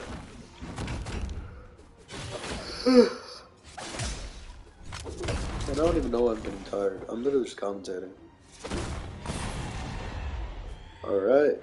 Barraza. Stutter stepping his way back to the lead. Okay, this farms Patrick. Recovery. Ground pound. Blue team's still doing a few things. The lead is in the red team's favor, but for how long?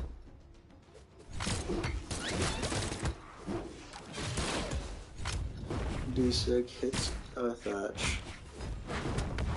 Ground pound, perfect setup. And just like that, it's pretty much dead even. It's between Core and Patrick, or Core and Thatch, and to be honest, I'm thinking Thatch is probably gonna outlive Core. It's actually Patrick who falls first. Wow, I was right on accident. Patrick. I was thinking it's Patrick on next. I meant to say Thatch. It's actually Patrick who falls first, and probably as a result of that, we will see. Yeah, we will see the red team win, which is kind of what I expected. I'll be honest, I don't know if I expected a 5-game set, but I definitely expected something a lot more along the lines of even. This isn't a rematch, I know that much, because Thatch Raza lost to.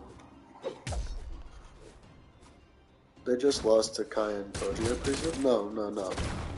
Nash Arcade is who they lost to. Red team wins. Alright, 400 even for Barraza as Thatch carried the way he was doing before the top 8 started. And oddly enough, Patrick actually did most of the damage, but of course, Core got all the KOs. Or no, other way around. Core did most of the damage, Patrick got all the KOs. Yeah, Thatch Barraza lost to Nash Arcadia. And then, yeah, Ragnar and Dusk got cooked in back-to-back sets. They would have won too if it wasn't for Dusk playing like buns. Or no, not Dusk, Ragnar. Oddly enough though, here we are. And yeah, the red team is definitely taking a lead. Maybe I was right about Thatch and Barraza, which I presume I was. I mean, Core and Patrick have already outdone themselves and have outdone what I thought they would do, so 5th place is already a really good mark. So if Thatch and Barraza win this, I wouldn't even be surprised. Because they definitely deserve to be in the top 4 seed, I'm not even gonna lie. The way they've been playing, I'm not surprised that the only team they lost to was National Arcadia, so far.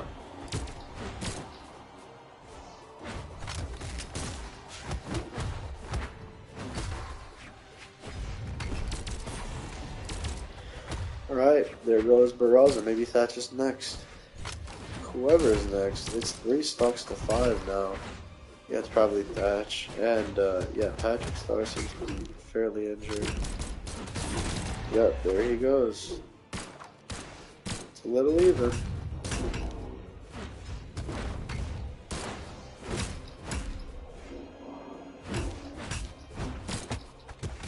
Oh, recovery. Oh. And the downer, not enough. Side air. There goes Barraza. He makes it back. Core that is like a solid axe side air, or even maybe even like do light recovery on the sword. Away. Pound. Side.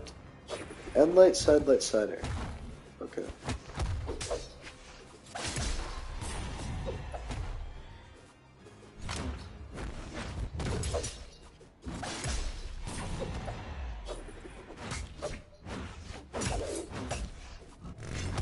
And just as I kind of predicted when I saw Core lose his stock there, it's going to be Patrick in a 1v2.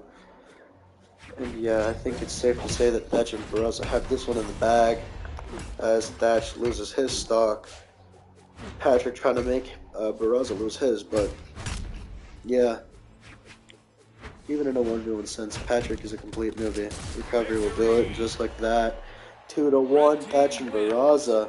Thatch with all the stocks, Barraza with the damage, and yeah, Core still outperforming Patrick. Fairly even though this time, as it was only 5 damage difference. Will Game 4 be the end of it? And will Core and Patrick end as the 5th place team? Or will Thatch and Barraza work it out? Or no, wait, no. Or will they work, goddammit. Will Thatch and Barraza move on? Or, I stop yelling for a second. Will Core and Patrick turn it around and somehow make the top 4? Only God knows, but right now, never mind, Barraza makes it back. I was like, oh, only God knows, but right now, Barraza and Thatch are definitely looking like they probably lose Game 4 if Thatch does that, or no, if Barraza does it. So, he did it, and the lead is very, very distorted so far. It's a very, very incredibly even game. It really could go to either side, but it'll actually be the blue team that takes the first one. The first strike.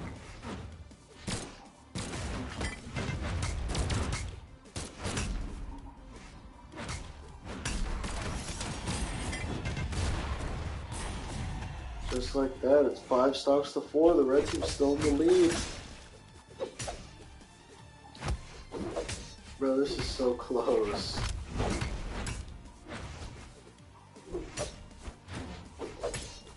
I'm just so tired that my energy is getting zapped. Alright, 4 stocks to 4. Let me sit up a little bit. Let me sit up, maybe next time a little bit more asleep.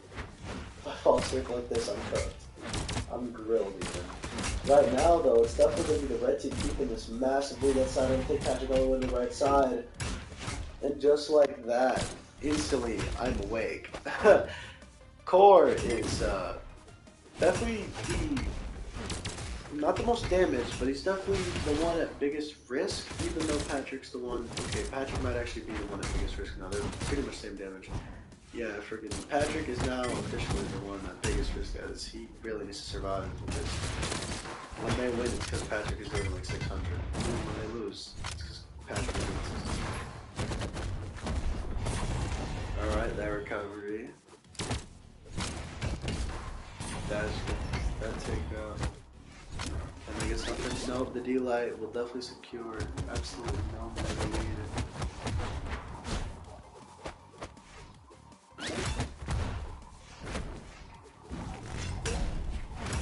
There goes the side sig.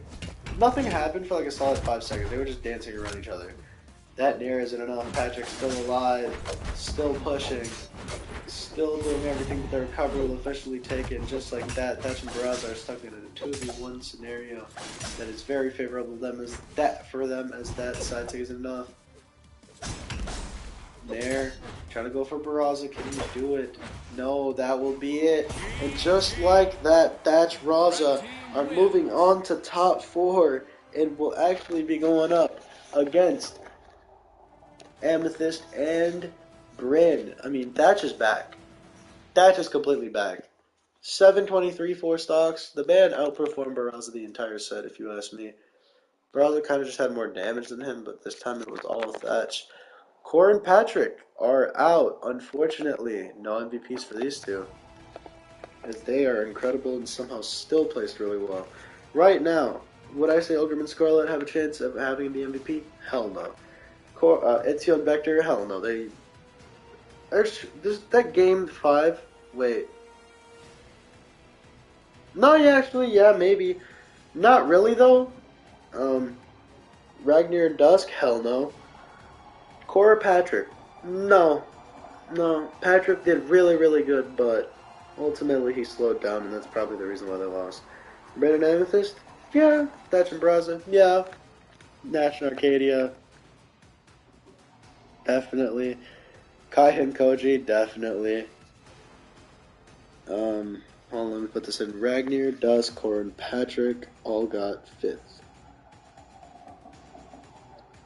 Ragnar 2 times, Dusk 2 times.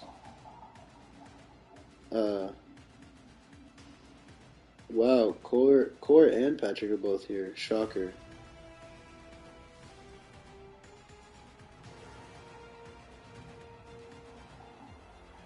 Alright, and from now on, we're essentially selecting the pup. Well, screw you then, cock. That bot hasn't been on medium this entire time, right? No, that wouldn't make sense though, because blue team has been winning hella too. Never mind. Okay.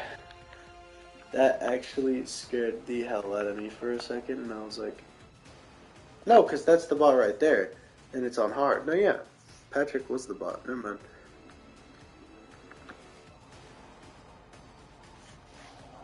Brandon Amethyst.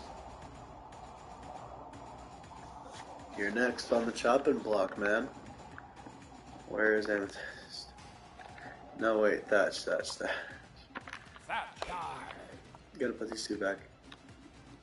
Amethyst. Grin. This is it, ladies and cocks. This is it. This is the end. This is everything.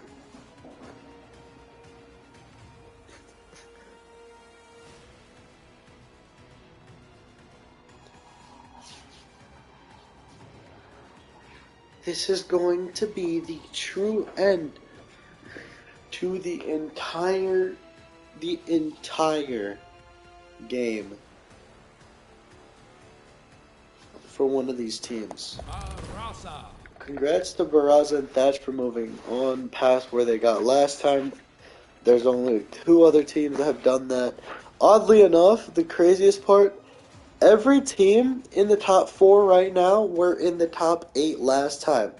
This is the first and only time this has happened. In 1v1s, this has never happened. Sidra and Linfei are new. Before that, Queen Nai was new. Moonin was new. 4th Ember was new.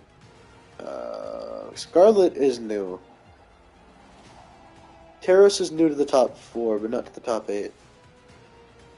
Even Nash. Nash was not new. Diana was not new, but Kaya was new. Who was 4th? Magyar was new. And obviously the first one, well, it's the first tournament. We're not going to know who's new. Even though, congrats to Caspian, Diana, and Jayun, and that's like the 100-point game. Y'all have no footage of it. You'll never have any footage of it. You're just going to have to believe. Right now, though, I can't believe that all 4 teams that were on winner's side. No, I'm kidding. Brandon and Amethyst weren't. Were they? No, they weren't. They weren't on winner's side. But all 4 teams in top 4 were actually in top 8 prior to this. That's incredible to think about, man. That's actually really crazy to think about.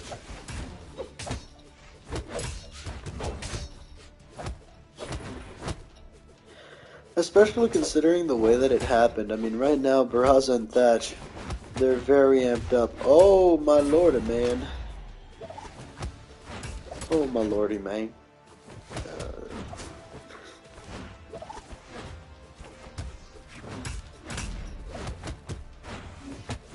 Okay.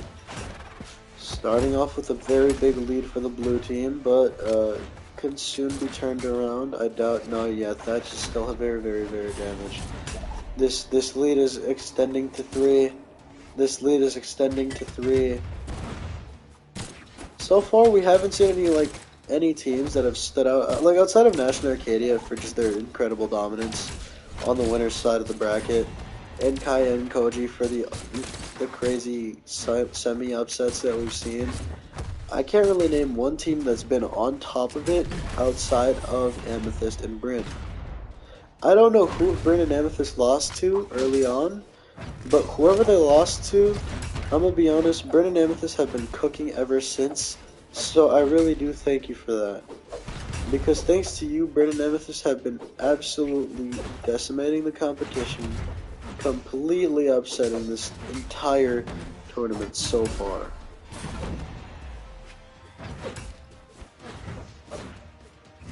Oh, these niggas lost in the very first round. Bryn and Amethyst got upset by who? Fate and Tesco were the team to upset them. And they're not in the tournament anymore to stop them. That's actually crazy. Apart from how crazy that is, it's currently 3 stocks to 2 right now. The red team is probably going to lose this game, but it was definitely very, very fair. I'm just thinking, I'm really just evaluating everything that's going on and everything that's happened. I just don't know what to believe anymore. Because Victory! that's it, just like that. Game 1 goes to the blue team. Unexpectedly.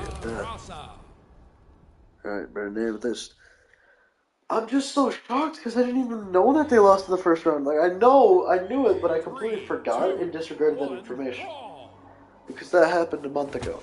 Apart from that happening a month ago, that was also just crazy to think about how this team has essentially pulled an Ezio and Vector and have actually done the best in pretty much the entire tournament. They've done the best. They've played the most matches this entire tournament and they're still going hard. Freaking set number 17 billion in, bro. They lost their first set 2-0 to Fate and Tesca, or 0-2, I'm pretty sure. And then went on to win their next. Freaking. Let's think. 2, 4. They won the next 6 sets that they were in. And they're still not done.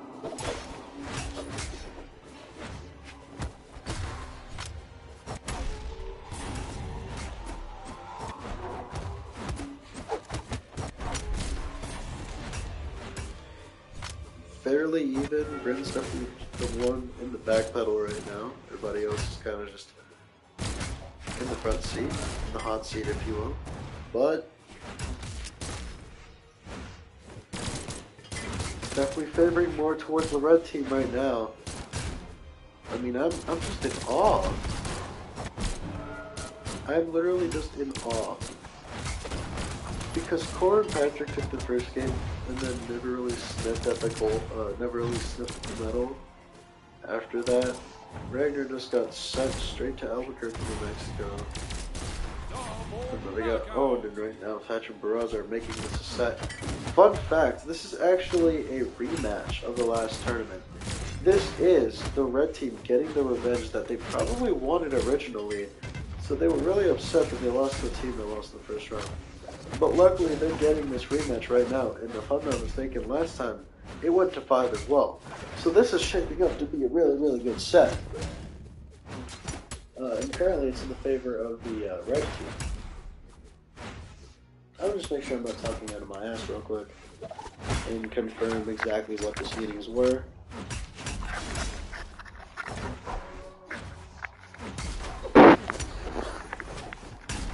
Oh yeah, Brendan Amethyst did beat Sentinel and Cassidy. I forgot about that. They were the team that sent them down there. Alright, and then Sentinel and Cassidy was right. Where is it? Yeah, Brendan Amethyst won over Thatcher Barraza 3-1.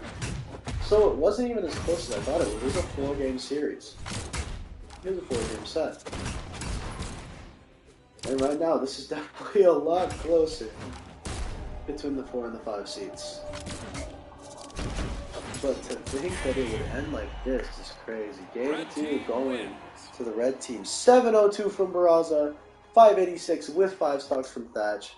Everybody had really, really good stats. The only one that you can kind of say was bad was the 1 stock taken by Amethyst. Outside of that, great stats all around.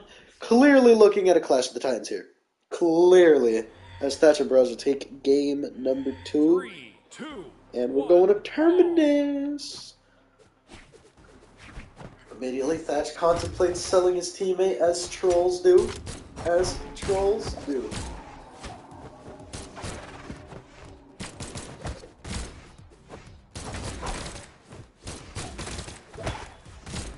It's so crazy how lore-wise, Thatch is literally Poseidon. Like, his lore is literally just, oh yeah, I lost all my memories, so I think I'm a really cool pirate. I'm actually the god of the sea. If I really wanted to, I could just command everything, including my daughter. But, I forgot about all that. Now we're in, now we're in heaven, so. Or as the Norse call it, Valhalla. Valhalla or something. Here we are in Bothalla, and yeah, it's currently the red team with a lead again, so this is definitely a lot different to what happened last tournament. This is definitely a more even set than it was last time. The red team actually focusing a little more on Amethyst. They changed their strategy. They're like, okay, we'll focus this player out this time, focus this player out the next game. That way they can't keep on their tilt and can't adapt as well as they probably should have. There we go.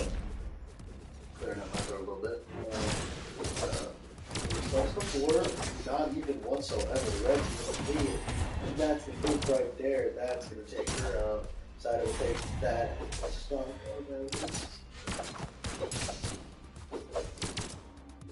Just like that, it is officially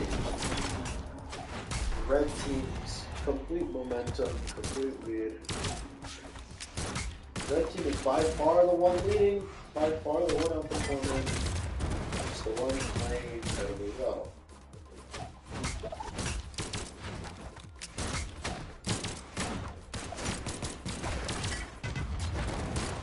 Couple down 6 here and there just for showing. I mean, this game isn't far out of reach for the blue team. That statement will be retracted right there this instant because that loss right there for the Amethyst pretty much just completely shut me out solely because 2v1 double blasters. I mean, good game. Red team double wins. blaster is nothing a double axe, but it's pretty close. I mean, this time it was all Barraza, 635 stocks. Barraza is going absolutely nuclear. He might win the MVP. Listen, Thatch was outperforming Barraza at first, but the way that Thatch and Barraza have been playing together recently, low-key, it's kind of hard not to give it to Thatch, but the way Barraza's playing, it's making it a little easier. Like, if these two make top 3, low-key, they might even have a chance at MVP there. Like, you might not even have to get the whole tournament to get MVP this time, the way that it was the first time. Because this tournament has shifted to be probably still, it's not going to be better than the first tournament. That first tournament had 5 800 damage performances, 5 or 6, 2 of which came from a grand finalist who just overall dominated the entire tournament. Had a fall there even before that, so I think the second round. But like, you don't understand this. In terms of best team in the Bothalla, it's not even close. It's just straight up. What Barraza has been doing for his team is over-replicated. What Nash and Arcadia Nash and Arcadia both have really good cases for MVP, but I'm still going to slightly give the upper hand to Arcadia solely because she's not been playing this, like, that that bad. To where I'm going to knock it down. Oh yeah, Nash, that also complete turnaround there as the red team takes the lead for the third straight game. What is he, a 3-1 in favor of the red team this time? That would be pretty sick. It would also be a little disappointing as it's an upset. A lot of people probably place their bets on. I mean, this is very even sets. You can really place bets on either one. A lot of people probably place their bets on Amethyst and Brand. But, I don't know. This isn't Central Union Cassidy, so they might not choke out.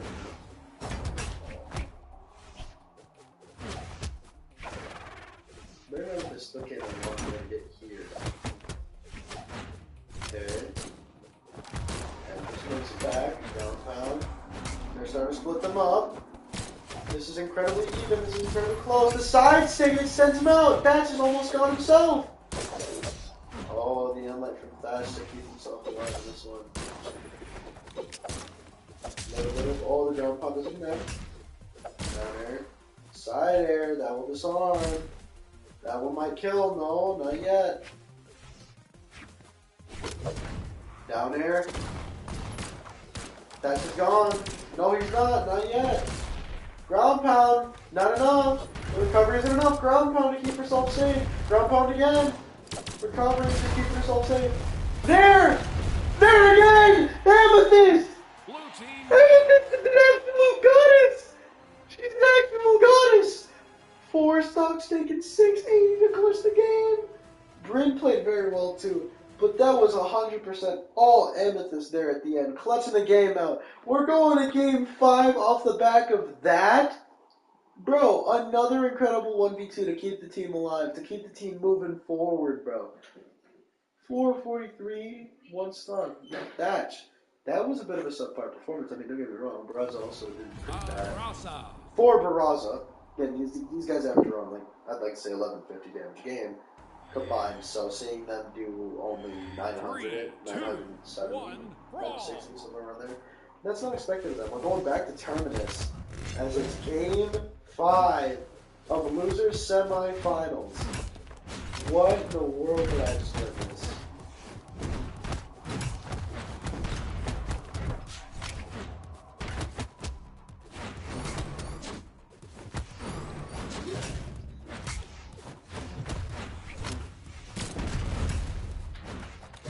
There goes Thatch. There goes Thatch. Thanks to Amethyst, this has all been possible. The ground pounds and the nares at the end. But right now, right here, it's all Barraza in this game number 1. Sure, you know, Thatch may have passed a little bit. You know, he might have passed, you know, off that stock earlier. Man, you know, at least right now, I'm going to have to give it to Bothalla. Surviving very well, it's only doing good damage at market pressure. Don't you dare die on me now, you bum-ass headset. Please calm down.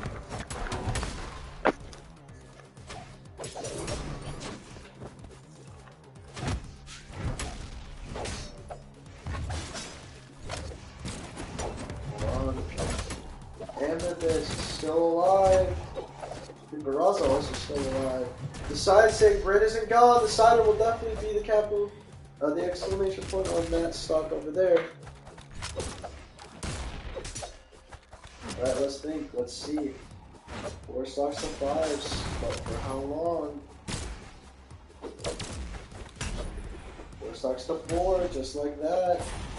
And Bryn is almost gone as well. I mean, this is still a battle between Bryn and Thatch. Who will survive longer? The ground pound into the D-lane, not enough somehow. Ground pound. Ground pound again, not enough. Good defense there, side air. And like down there, the down 6, not even enough. The ground pound will take her out, the side will take her out. Well, Barraza had to sacrifice a stock for that. Amethyst is now dominating. This is looking so poorly for the red team, who just a moment ago, they were in a favorable 2v1 scenario. This has gone pretty much to shit now, as Thatch is just struggling. Barraza can't find a way to open up and start this. Trying to find some kind of opening for his team. And right now, Bryn and Thatch are pretty much even in in terms of combat power and just how well each of them are doing individually. Down there, Red makes it back. There it goes, there's a chance. Side 6, she splits them up the side and keeps them on the left side.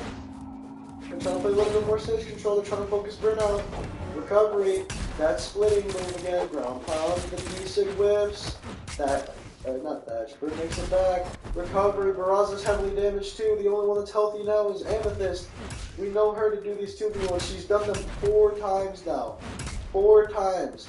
And she's going to have to do it a 5th. Can she do it a 5th ground pound? There. D-Light. 1v1. She's going to have to do it a 5th time. Can she do it? This one is probably the most doable of all of them. N-Light might be enough. It's not enough just yet. That is Barraza. She doesn't want to overcommit. Side light air. D-Light didn't connect. Down air. Look for the opening. Down air the ground pound, and that's it. Bryn and Amethyst keep the lifetime score 2-0, as Amethyst has honorary, not actually, but honorary. 700 damage, 6 KOs, one of the best performances of the entire tournament so far. Dude, she's gonna have like 3 different top 10 clips because of how many times she's 2v1. This is not one of them. This one was definitely more textbook, more simple. But this was an incredible duel. Bro, Barraza, 4 stocks, 711 damage. Thatch, 545, only 1 stock, you know, whatever. Bryn, 493, no stocks taken. But Amethyst taking every stock for herself. 699 total. Bryn and Amethyst are moving up to face... What the hell? Oh, National Arcadia and Kai and Koji didn't score for some reason. I don't know. 3-1 National Arcadia. I don't know why the hell that didn't score earlier. It was 3-1, right? It was either 3-1 or 3-0. 3-1, I believe. What a game 5, man. What an ending to such an incredible set. Look at the stats on the board, man. Everybody except for Barraza took 500 damage. But that's also because he lost a stock really early, bro. Frick. If he didn't lose that stock so early, they probably would have won that. Just because it would have been 3 stocks to... Like, it would have been a more even 1v1, and I don't know how good Barraza is in that. Now, we have Kaya and Koji facing off against Brendan Amethyst. What the hell? Okay. So let me get this shit straight. I spammed the right arrow button on the D-pad. Game says nah.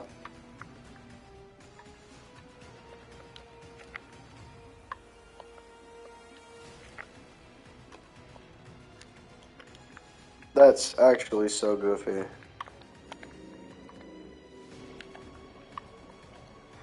Right, so on one end, they were the blue team, so I'm gonna keep them as the blue team.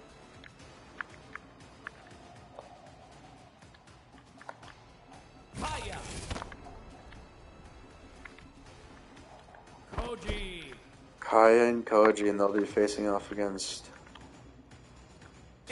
Red and Amethyst here. The ultimate red team versus the ultimate blue team. The team that was able to reverse 3-0 Sentinel and Cassidy and essentially send them packing versus the team that was able to beat Sentinel and Cassidy last tournament, but they couldn't do it again. What the hell? Why is this thing so dirty? Hold on a minute.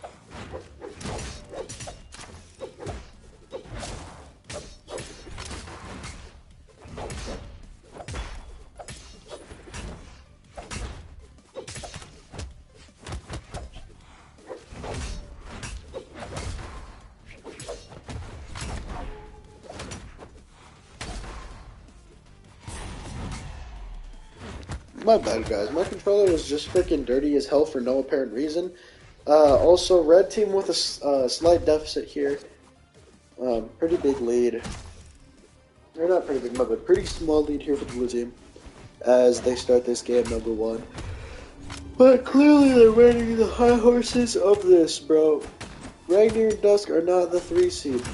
Amethyst and Bryn are not the 8 seed. and Koji and Kaya are not the 4 seed. Dash Raza is not the 5th seed, but they are 4th, which is the 2nd spot where I had them. So I'm glad that I was right, but this is such an incredible turn of events. I would have never assumed that this is how it goes.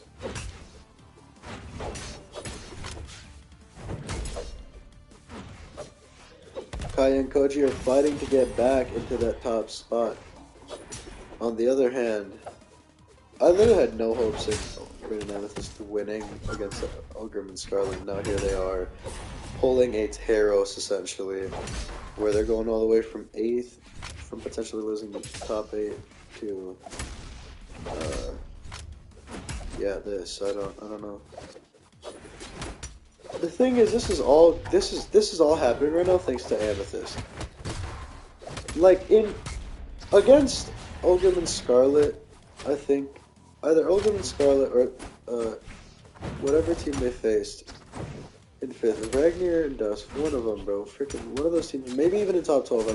No, it was definitely this stream. I believe it was Ulgrim and Scarlet. She clutched an incredible 1v2 to keep the team alive and win 3-1. And then she did it again to tie it up 2 apiece. In a moment where I genuinely thought that it was just curtains for this team, Amethyst found the light and she did it again in Game 5. Like, this was seriously such a close match, and you'll see it here. Such a close, like, set between Faraz and Thatch. Like, that's a really good 5-game set. That's a really good set that you want to watch. 600 across the board for the blue team, as the red team have Kaya, who died. 4 stocks for Bryn, who just completely outperformed her teammate. Bryn and Amethyst take game 1. Amethyst is going to be the MVP regardless of whether or not Bryn drops 700 damage games from here on out. Like, let's just say randomly, Amethyst, she keeps going shaky. One game she's going off, the next game she's not. Now, one game she's going off, the next game she's not, and then Bryn keeps having these 650 damage games, high stocks. Obviously, I'd give her due credit, but like, I'm sorry, I gotta give it to Amethyst. In terms of MVP, Grand Finals MVP could go to freaking her all the way if they win the whole thing. And Bryn's the reason for it. But the MVP, that's going to Amethyst, bro. Especially if she keeps going the way she's going. Because sure, this started off as Bryn's team. This started off going really well for Bryn. And, in loser's bracket, it started off going really well for Bryn. And she definitely turned it up after losing that first set and getting that wake-up call. But damn, bro. Damn. This is insane, man. This is like next level, bro. Amethyst has had 5 1v2 scenarios, and she's won every single one. Like, Bryn's usually the one... No, actually, no. She did lose one of them. But, like, I mean where it's like, let's say 2 stocks or 3 stocks to just Bryn, or to just Amethyst, like 2 or 1. And Amethyst come out on top almost every time in these comebacks, which is the main reason for why. It's just the fact that her clutch gene is so intense, such a high level, such an expert gene that it just works. Also, Kaya completely erasing frickin' that stock of Amethyst. On the other hand, though, Bryn just helping out perfectly, taking out Koji with some cheese and taking out Kaya. She was just so damaged. So far, Bryn and Amethyst is going to take game 2 even more convincingly than game 1. At the hands of Bryn, from the looks of it. I don't know, she's playing good spacing. Also, she's not getting cucked by Kaya. Cooked, not cucked. Cooked, not cucked. If you understand what I'm saying. Cookhead, not cuckhead.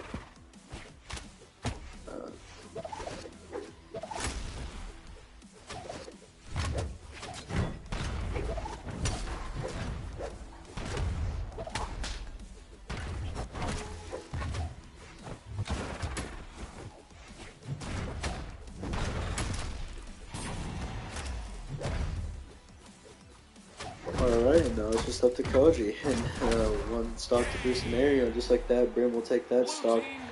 Number 4 for her, as that'll be another 600 damage game for Bryn. This is definitely Bryn's show. And everybody else is just here to watch. Wow, I'm actually impressed. Bryn might actually do it. She might actually pull off the 600 damage games over and over. Listen, you're not going to be considered the better teammate in the MVP, the most valuable player on your team, unless and only, like unless, and this is an if and only if type of situation, if you clutch, but you like really clutch up in a tough scenario or even in a 1v1. Because Amethyst has done it too many times for her to not be considered more valuable than Bryn. Because yeah, Bryn can put out 500, 600 a game. But can she last long enough for it to matter? No, not usually. Amethyst ends up having to clean it up at the end and make her stats. Like, Bryn may perform better when she's on the field, but when she's not on, if she's not even on the field enough, then what does it matter? You know? And she's still putting out good numbers in the shorter time that she has. Ground pound, good patience, good decision making. I think we're starting to see a few signs of life for Kaya and Koji. I think we're starting to see a few signs of life for Kaya and Koji. This is starting to become closer and closer. 4 stocks to 4. Kaya and Koji, they take Amethyst down again. Amethyst tries to 1-for-1, it succeeds. Kaya is dominating now. It's 3 stocks to 3 for both sides. Bryn is currently kind of getting dogged on by Kaya in her ground pound. The decision making of Kaya to understand when to attack, but right now Bryn, perfect spacing, perfect moves. Ooh, makes it back. Right now it's very even, but I'm gonna have to give it to the blue team by a little smidge. And if they can find a way to create that into a better situation for the red team, Kaya and Koji might be able to actually do something here, because Bryn and Amethyst are 1 game away from moving on to the next set, moving on to losers finals and getting, at the very worst, a 3rd place finish. Oh no, this is losers finals, I mean grand finals. Moving on to grand finals and getting to that final pedestal. They've already made the podium, but can they progress? This team is really good at 1v2s and clutching up, and that, oh, Bryn's back. Amethyst is not cooked yet. Good save there by Bryn. Amethyst is just fighting to live. Recovery, Koji's not gone. Bryn is coming in and she's being the perfect teammate right now. That's gonna be it. Down air, or side air. Side light from Kaya, her decision making once again. Koji being hyper aggressive. The end sig, down air counter. Complete counters here. The end sig! And it's gonna be Kaya and Koji who clutch it out with such low health. Kaya 593, overpowering even Bryn, who still had 600 damage that game. Game 4. Hey, Antonio. The first time you freaking talk, you lag. Is it a stream? Yep. Oh shit, I really wasn't. Right. 3, 2, 1, brawl. Game number 4.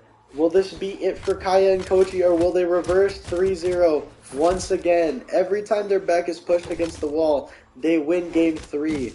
They have yet to lose game 3. Can they do it again? Can they make it back? I mean, right now, Bryn and Amethyst are saying hell no as they take the shit down out of Kaya. That was good. That was really good. Oh no, okay. I really did think that Bryn was lucky gonna get the 1v2 off, I can lie. I was so hyped for it. Oh. Okay, and this makes it back. Ground pound, Kaya. Kaya not looking so hot. I saw some drip before, there's a... Perfect. Okay, 4 stocks to 6. 6 stocks to 3. This is a massive lead for the blue team. The 2v1's going on to Koji now. Oh, he makes it back. Unfortunately, Amethyst doesn't, and that'll probably cause them to essentially semi-tie it up. Nope, that ends sick. Koji might be gone soon, as Bryn surely is. Amethyst is very willing to sit on that back seat because she knows that they have the lead. They're very comfortable with this lead. Side air. Hold on now. Hold on now. Oh. Down there. Nair. Ground pound, I think? No, I think it was down there. Okay, a little bit of a disarm there. This is actually a lot closer now. Oh, Kaya disarms both team members of the blue side. Red team, and they take the lead. Kaya and Koji are on fire, especially Kaya, who's now taken 3 stocks out of the 4 that have been taken so far. Oh, and there's another stock for Bryn. Bryn is playing so well right now. That recovery will do it just like that. It's 2 stocks to 1. A complete turnaround of what it was just a minute ago. Right? Now it's just a simple execution. Ground pound. Oh, side air, nair, light, side stake, and that's it. As Bryn and Amethyst move on to the next set of the tournament. You're gonna mute. Oh, you're playing DVD. That makes sense. And Bryn and Amethyst have not only been here since the start of the tournament, they've been in losers bracket since the first round, and they've gone 8 straight, bro. They have won 8 straight sets, with the risk of losing the entire tournament only happening. Hold on, if I look here. Twice! In a 2-1 victory over Jala and Jaeyoon, and in a 3-2 over Thatch and Barraza in a really close Game 5. And now they're in Grand Finals, proving what could have been.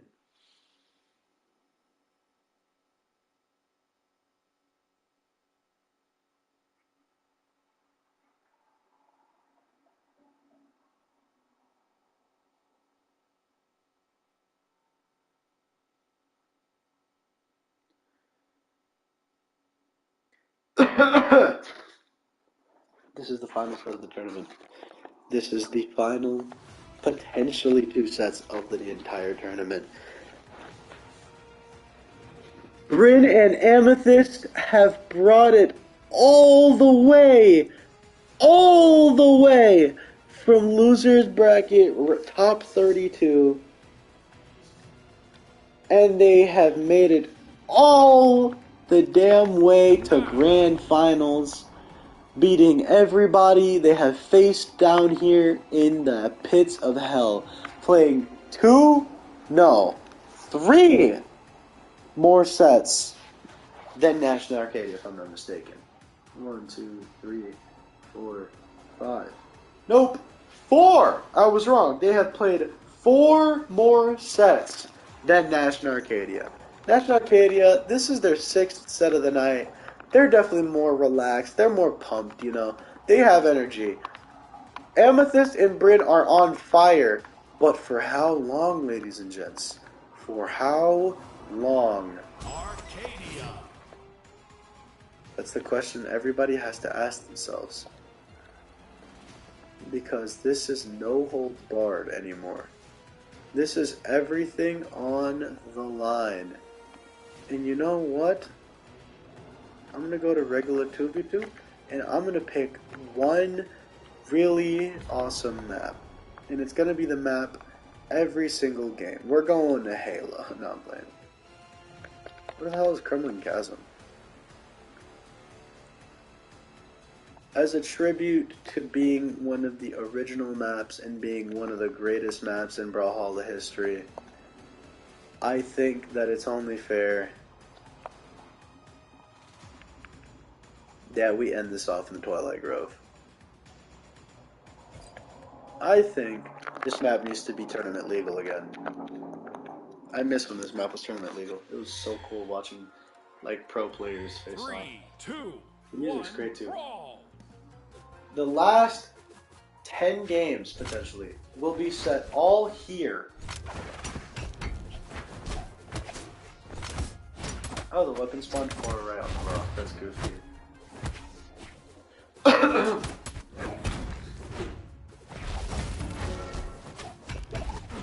Is stream done? No, not even close. I still got at least like another 25 to 40 minutes, potentially. This is either going to take 5 minutes or it's going to take 30. There's no in between. And the first stock goes to Bryn as she continues her reign of dominance so far.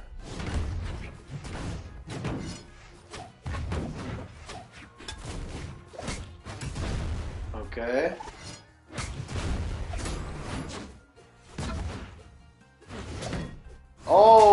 Oh, Bryn can't make it back. 2v1 scenario for the red team. Seems more like a 1v2 if you ask me, because Amethyst has been on that the entire time.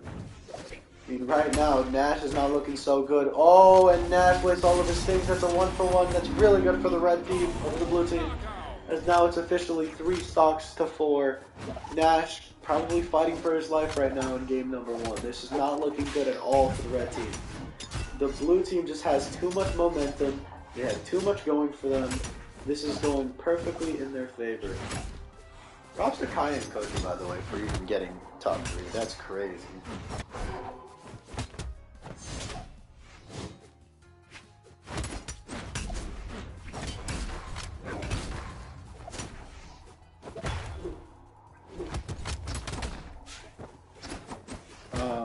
Who was it? Kaya.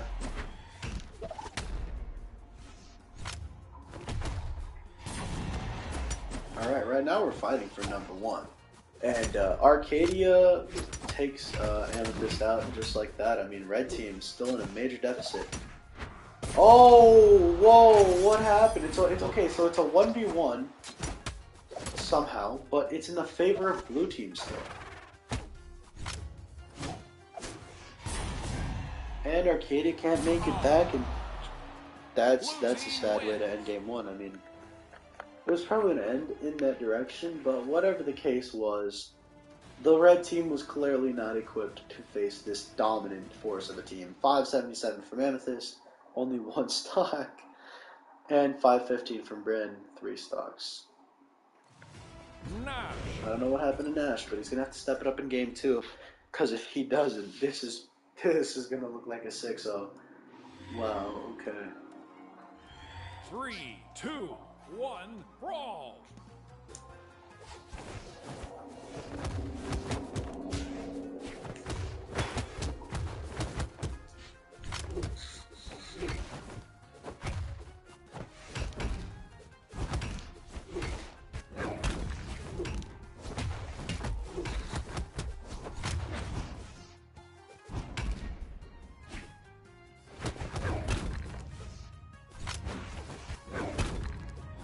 There goes Arcadia, and just like game 1, I mean, Nash is playing incredibly right now, but just like game 1, the lead early on goes to the blue team. Can they keep it? Only God knows, because right now, Arcadia is watching as a team that can just shut down. This is crazy. This is like Diana Rowland dominating Nash and Arcadia, but better. Is this the power of double axe, bro? Is this the power of double axe versus Nash and Arcadia? Diana and Roland didn't have another double weapon, but it didn't matter. They still got the job done. This team double axe is definitely their route. Cricket can't really get cleaning up the stocks in the league. It's 2v1 scenario now. It's 5 stocks to 3. This is insane. Now it's 4 stocks. 5 stocks to 2, I think. And yeah, Bryn's just chilling up at the top. It doesn't even matter because this really just depends on 2 things.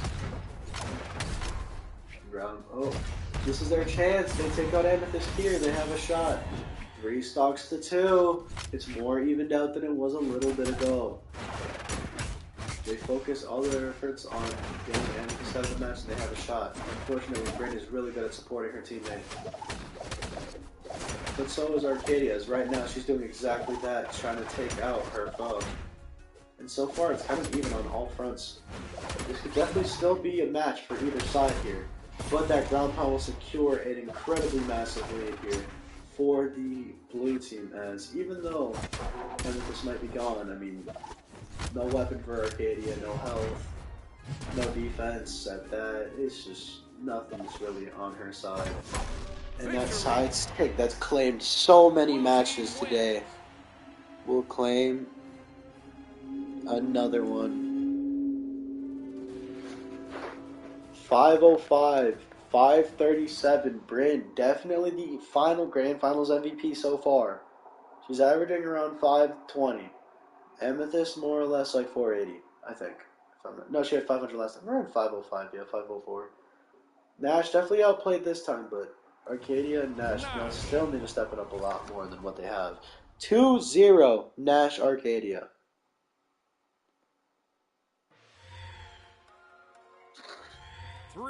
One more game and we could see the bracket reset. It's either that or this shit gets turned completely on its head. And yeah.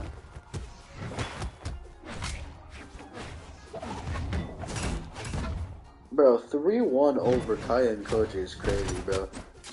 It's crazy because, like, the thing is, like, Kaya and Koji lost that tournament without losing game 3. That's the funniest part to me. They're undefeated in game 3, but unfortunately in games 1 and 2, they're not undefeated.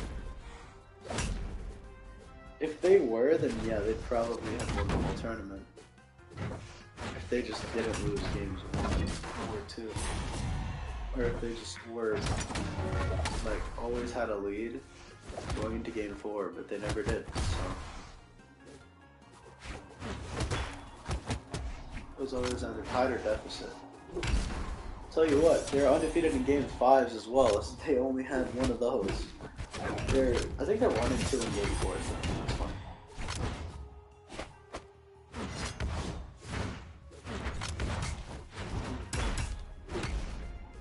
Oh my god, there goes Arcadia. The stocks are all tied, the double axe right now. Oh my god, Nash is getting pieced up. This isn't Nash, this isn't the king, this isn't the champion. This isn't the current GOAT. This is, I mean, you know, still second place would be incredible. This isn't the guy that we saw win last tournament. Yeah, look at him. He thought he's cooked. He said, you know what?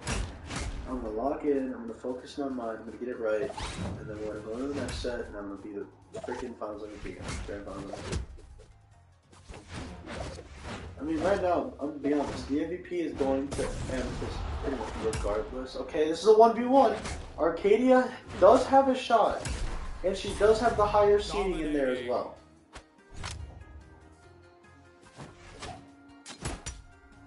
She has the higher seeding once.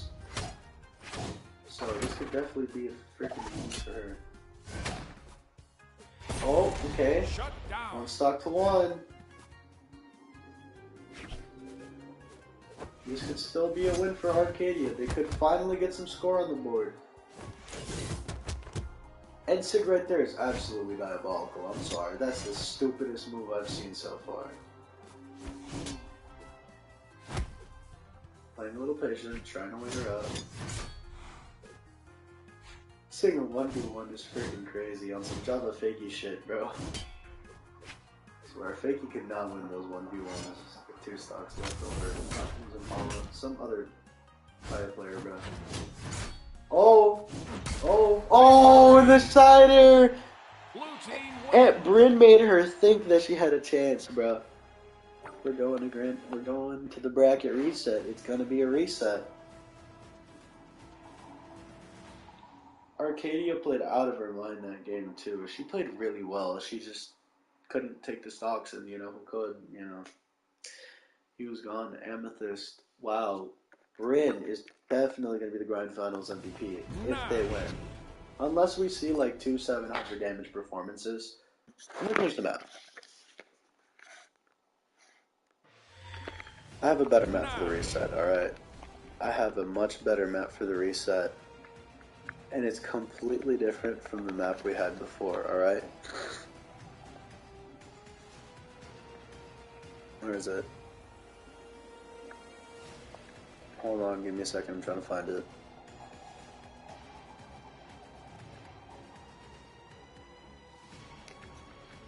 I could just do this.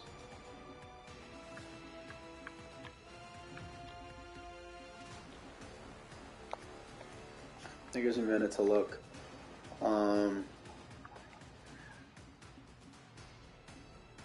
Hello? There it is! Found it! Bro, listen. This is crazy. Mammoth Fortress used to be the staple 2 years ago. And then they started, taking out maps, adding in maps. Mammoth Fortress has to be where this all ends. It has to be, alright? From every grand finals here on, the final set will always happen on this map. Grand finals will always happen on. If a grand finals reset is reached, we'll go to freaking Mammoth Fortress. Otherwise, I'll just pick a cool map that I like. Like the Twilight Forest. I haven't seen it in a tournament in forever. I wanted to see it in a tournament. The only reason I'm not willing to do much else is because I'm not going to sit on my ass and watch fucking Halo gameplay. Make the map better. You can have the little congested platforms, just make the map about as wide as this map, and maybe make the walls like 20 times longer and we'll have an actual map. Halo is literally the worst map in Bothalla creation. And it'll be the red team tying it up. In the reset so far, this is definitely more invested Arcadia. I don't know what I can say about Nash so far, but I haven't really seen that invested. Funny enough, might I add, and Brendan Amethyst just got their revenge on Nash and Arcadia. Because if you don't know, Nash and Arcadia were the ones that sent them down to the losers bracket in the last tournament, right? They sent them down to losers bracket, and then they beat that Barraza and then lost to Sentinel and Cassidy, right? All that, after beating Sentinel and Cassidy, right? This team got their revenge. This is now a tie-breaking set to win not only a championship, but the lifetime series between these two teams. As Arcadia does some cheeky stutter stepping with the wall, I don't know. But yeah, this literally will determine which team has a higher set count. Who will get the second W so far? Yeah, I'm so happy that I've seen 3 cannons now. Oh my god, there goes Nash. I don't know what's going on. I was gonna say, this is now going to be the 3rd straight tournament, which I'm pleased, because not only do I see a low tier legend in here, I see Cannon in here. Cannon, brother. Cannon. I'm such a fan of, Cannon. There is 3 weapons. I'm not that partial to gauntlets, I'll be honest. And another 1v1 here for Arcadia this year. I'm not that partial to gauntlets, but bro, Scythe, Katars, and Cannon, those 3, in that order are my favorite weapons. Oh wait, no, Katars, Scythe, and Cannon, that would be the order. From 1 to 3. Cannon is such a fun weapon to play, even now, back when it was before that free patch. But yeah, Cannon is such a fun weapon to use, and just in general, one of my favorite.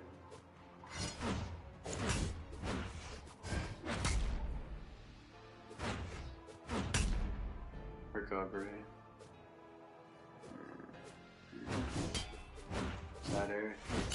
Going for Ciders. Okay, D, down here. Dare, recovery. Why is it always a 1v1 between these two? What is this? What is this bullshit? How does it get here? Final stock 1v1.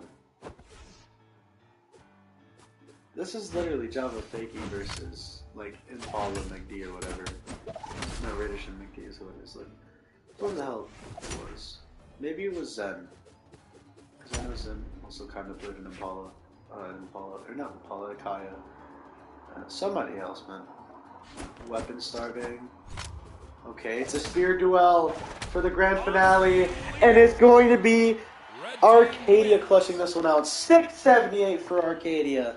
She's gonna win. Listen, I think I'm gonna give Amethyst the MVP regardless. No, I'm kidding. The way that she's been choking away these situations, not really choking it away the first time she did. The second time, that was just Arcadia taking her out, if I'm not mistaken. Bro.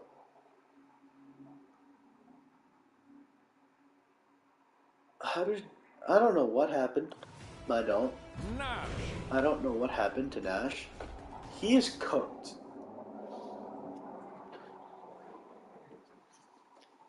Nash is absolutely cooked this tournament around, and I think it was that 8th place finish to Scarlet. I don't know what I did. I don't know what happened to him. Even after getting his revenge on Scarlet Milgram, if I'm not mistaken. But something about him has changed. Something about him has changed, and Arcadia has become the winning piece to this tournament, or to this, the winning piece of the puzzle for this team in this tournament. She's been superior outside of that 1-800 damage performance and that one set against Kai and Koji. Like, outside of that Barraza and Kai and Koji, she's pretty much just been better. So, if Red Team wins, I'm probably going to give Grand Finals MVP to... Ooh, good sides here. To Arcadia, because not only has she been playing really good the entire tournament, but even in Grand Finals, she's been outperforming him the whole time. He had like 2 different 200 damage games. Now, again, unless he pops like a 700 damage game here, and then he pops like another one but loses, I don't think that we'll see Nash be getting anywhere close to that trophy. Especially if that's the fucking shit he's doing right there, just getting absolutely decimated by Bryn. Just gave Bryn an easy 100 damage. Not actually, but like 40, 50.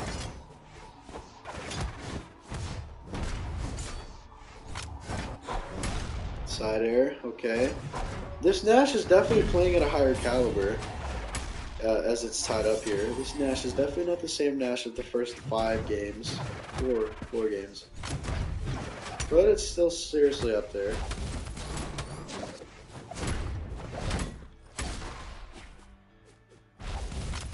This Nash seems to actually be picking up the pace a bit, so... But yeah, this is like if I gave Jimmy Butler the freaking... Oh my god, she did it again. This is like if I gave Jimmy Butler the trophy, even though... Even though he, like, they say that he won the finals, but Jimmy Butler... But Bam Adebayo outplayed Jimmy Butler in every statistical category. And there goes Red Team with the lead. 2 stocks to 1. Yeah, I don't know what the hell's happening to Bryn in the Grand Finals. Or not Bryn. Amethyst in Grand Finals.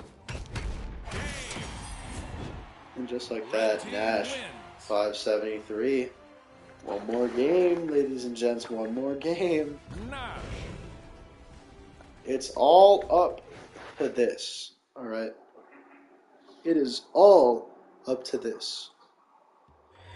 Will we see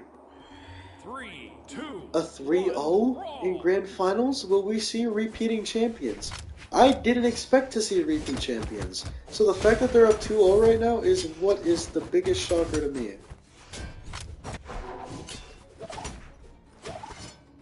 Baby, how was I supposed to know?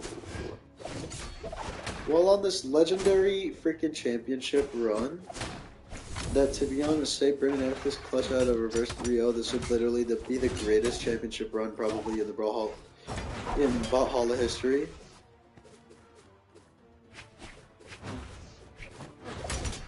Having won 9 sets in a row already? No, yeah. 9 straight sets, now going on 10.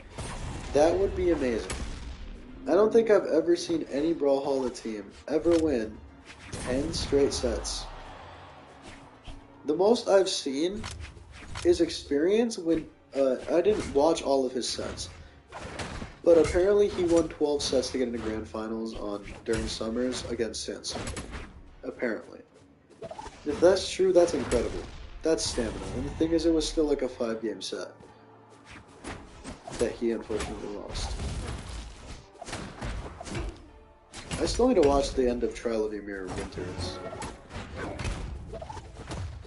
which was such a cool name. It just kind of sucks there aren't as many like tournaments. I'd like to see like a Steel Series this year. I think there or like a mid seasons again. But I guess it doesn't happen every year, which really sucks. I mean, right now, Amethyst is trying to pull the team back. She's trying so hard. But she can't do it. She just can't. And that's it for Bryn. She makes it back, actually.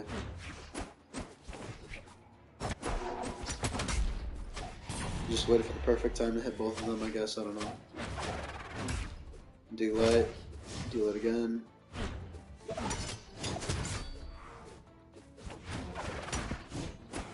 Arcadia would have to throw her stock away for this game to be even considerably manageable. And even then, it would also have to come at the hands of Nash not clutching up the 2v1 that he is notorious for. He's very well known for that. So, there's a lot of conditions that have to be met. All of which are very difficult. Oh! Yeah, none of them will be met, and that will be 3-0 in the favor of Nash and Arcadia. As it'll be Arcadia who played out of her mind here in the second set. And yeah, just to put it simply, Arcadia is going to be your Grand Finals MVP, but on your right hand side, you're going to see the MVP of Amethyst. What an incredible tournament. Antonio, I didn't sound very hyped for this last set because it was a 3-0 and it was like kind of sad. Tournament's over. I'm still streaming now. Yeah. Nash and Arcadia are repeat champions. Shocker. Nash repeats another championship, but he's not the reason why this time.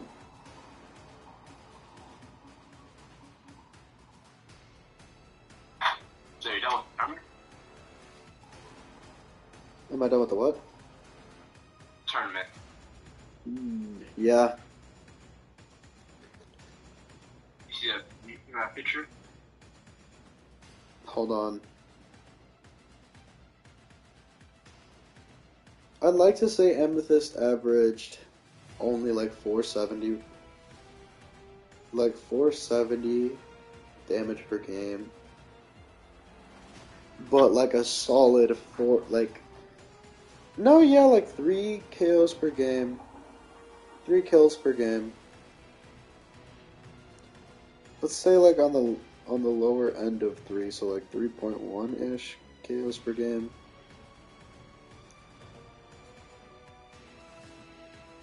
And these aren't really like crazy stats compared to the other 2 MVPs. But the thing about Amethyst that really stood out is the fact that the entire tournament throughout, she had to continue to clutch.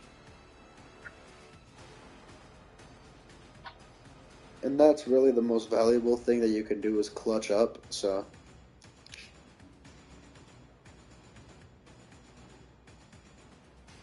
On the other hand, Arcadia. 1 times.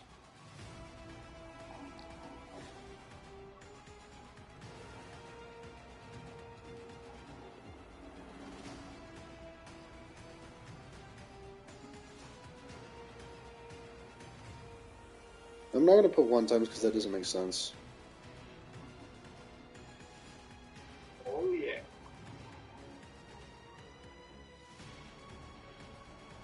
Because they could all win MVP like 17 times, but it's different every time. Arcadia only averaged more or less 450. Around the same as Ember. Let's say that she did better though, because even in losses she was still getting like 412, 411 around there. So around 460 because she had 3 600 damage games out of 6 games. So let's say 463 just because random number. her kills per game weren't that high, oddly enough. The one that had the highest was probably Bryn, but they didn't win. They got swept. Thinking back, I think the first 2 games she only had like a combined 3. The next game she had 3. That was one of her 600 damage games. And then she had let's say 2.9, 2.7, no, 2.8. Random number 2.82 KOs per game. And yeah, that's it. Congratulations to Nash and Arcadia. They won the entire thing. That's really cool. I'm just so upset about how it happened. I'm just so upset about how it happened. That was so anticlimactic. Alright, the 5 best legends in order.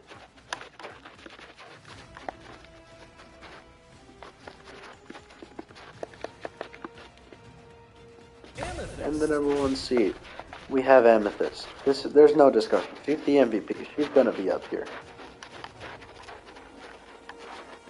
Number 2, Arcadia. I don't have to explain it. She's been really good the entire tournament throughout. Number 3. Oh, why did I freaking take it off? You could also consider this like, you know, how the MVP votes were going. Where is it? Forgot his name. Koji. Number 3 was Koji, bro.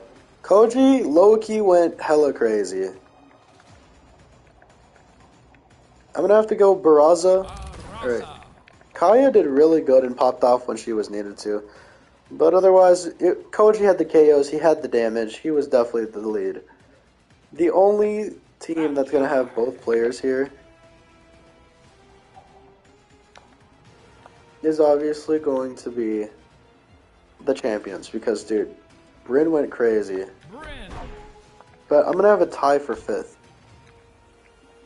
I'm gonna have a tie for 5th because these teams were so close. Honestly, either one could have been champions, bro. Nash does not deserve to be up here. He was definitely still top 10, and had one of the best games of the entire tournament. Still got around around 500 damage a game. Did really good. But everybody up here's up here for a reason. Number 1, it's Amethyst. The MVP did the best, not even close. Number 2, Arcadia. She was dominating throughout and really only She really only faltered in the grand finals, and that was only for like half the games. Number 3 is Koji, solely because this man single-handedly led his team. Not really single-handedly, but literally most of the time, it was just Koji clutching up. Kaya's defense was definitely there, which is why she would probably also be in the top 10, but it was definitely Koji. Koji was just going crazy. Then we have Barraza. He was less consistent at the beginning, but then all of a sudden top 8 happened, and this man just became one of the most consistent machines ever. Just cooked. He just cooked for some reason. Then we have Bryn, who I don't really have to explain much, She didn't win, but she damn near was the reason why they did win. Pretty much every single game. Outside of the clutches from Amethyst and just her overall amazing performance, Bryn was pretty much leading the team. She just was unable to clutch, which made her less valuable. And so much less valuable than these guys. And then tied with her is Thatch. His offensive production was crazy. And even when he was dude had a solid, I'd like to say 7 or 8 700 damage games. I think he had one 800 damage game. If not, that was Barraza. But one person on their team was up there with the 800 damage games this tournament. But more than anything, he had multiple 700s. Was an offensive weapon of destruction, and definitely deserves to be up here in the top 5. I think behind them, I'd put let's say Nash, Kaya. Maybe I'd put who got 5th? Not Ragnar Dust, those two sucked. Maybe Patrick up there. Maybe Dusk up there low key. Definitely not Core. Maybe even like Olgrim up there. Like, there's a lot of names there. But yeah, Nash, Kaya, Patrick for sure, and then maybe a little more interchangeable after that. But yeah, that's it.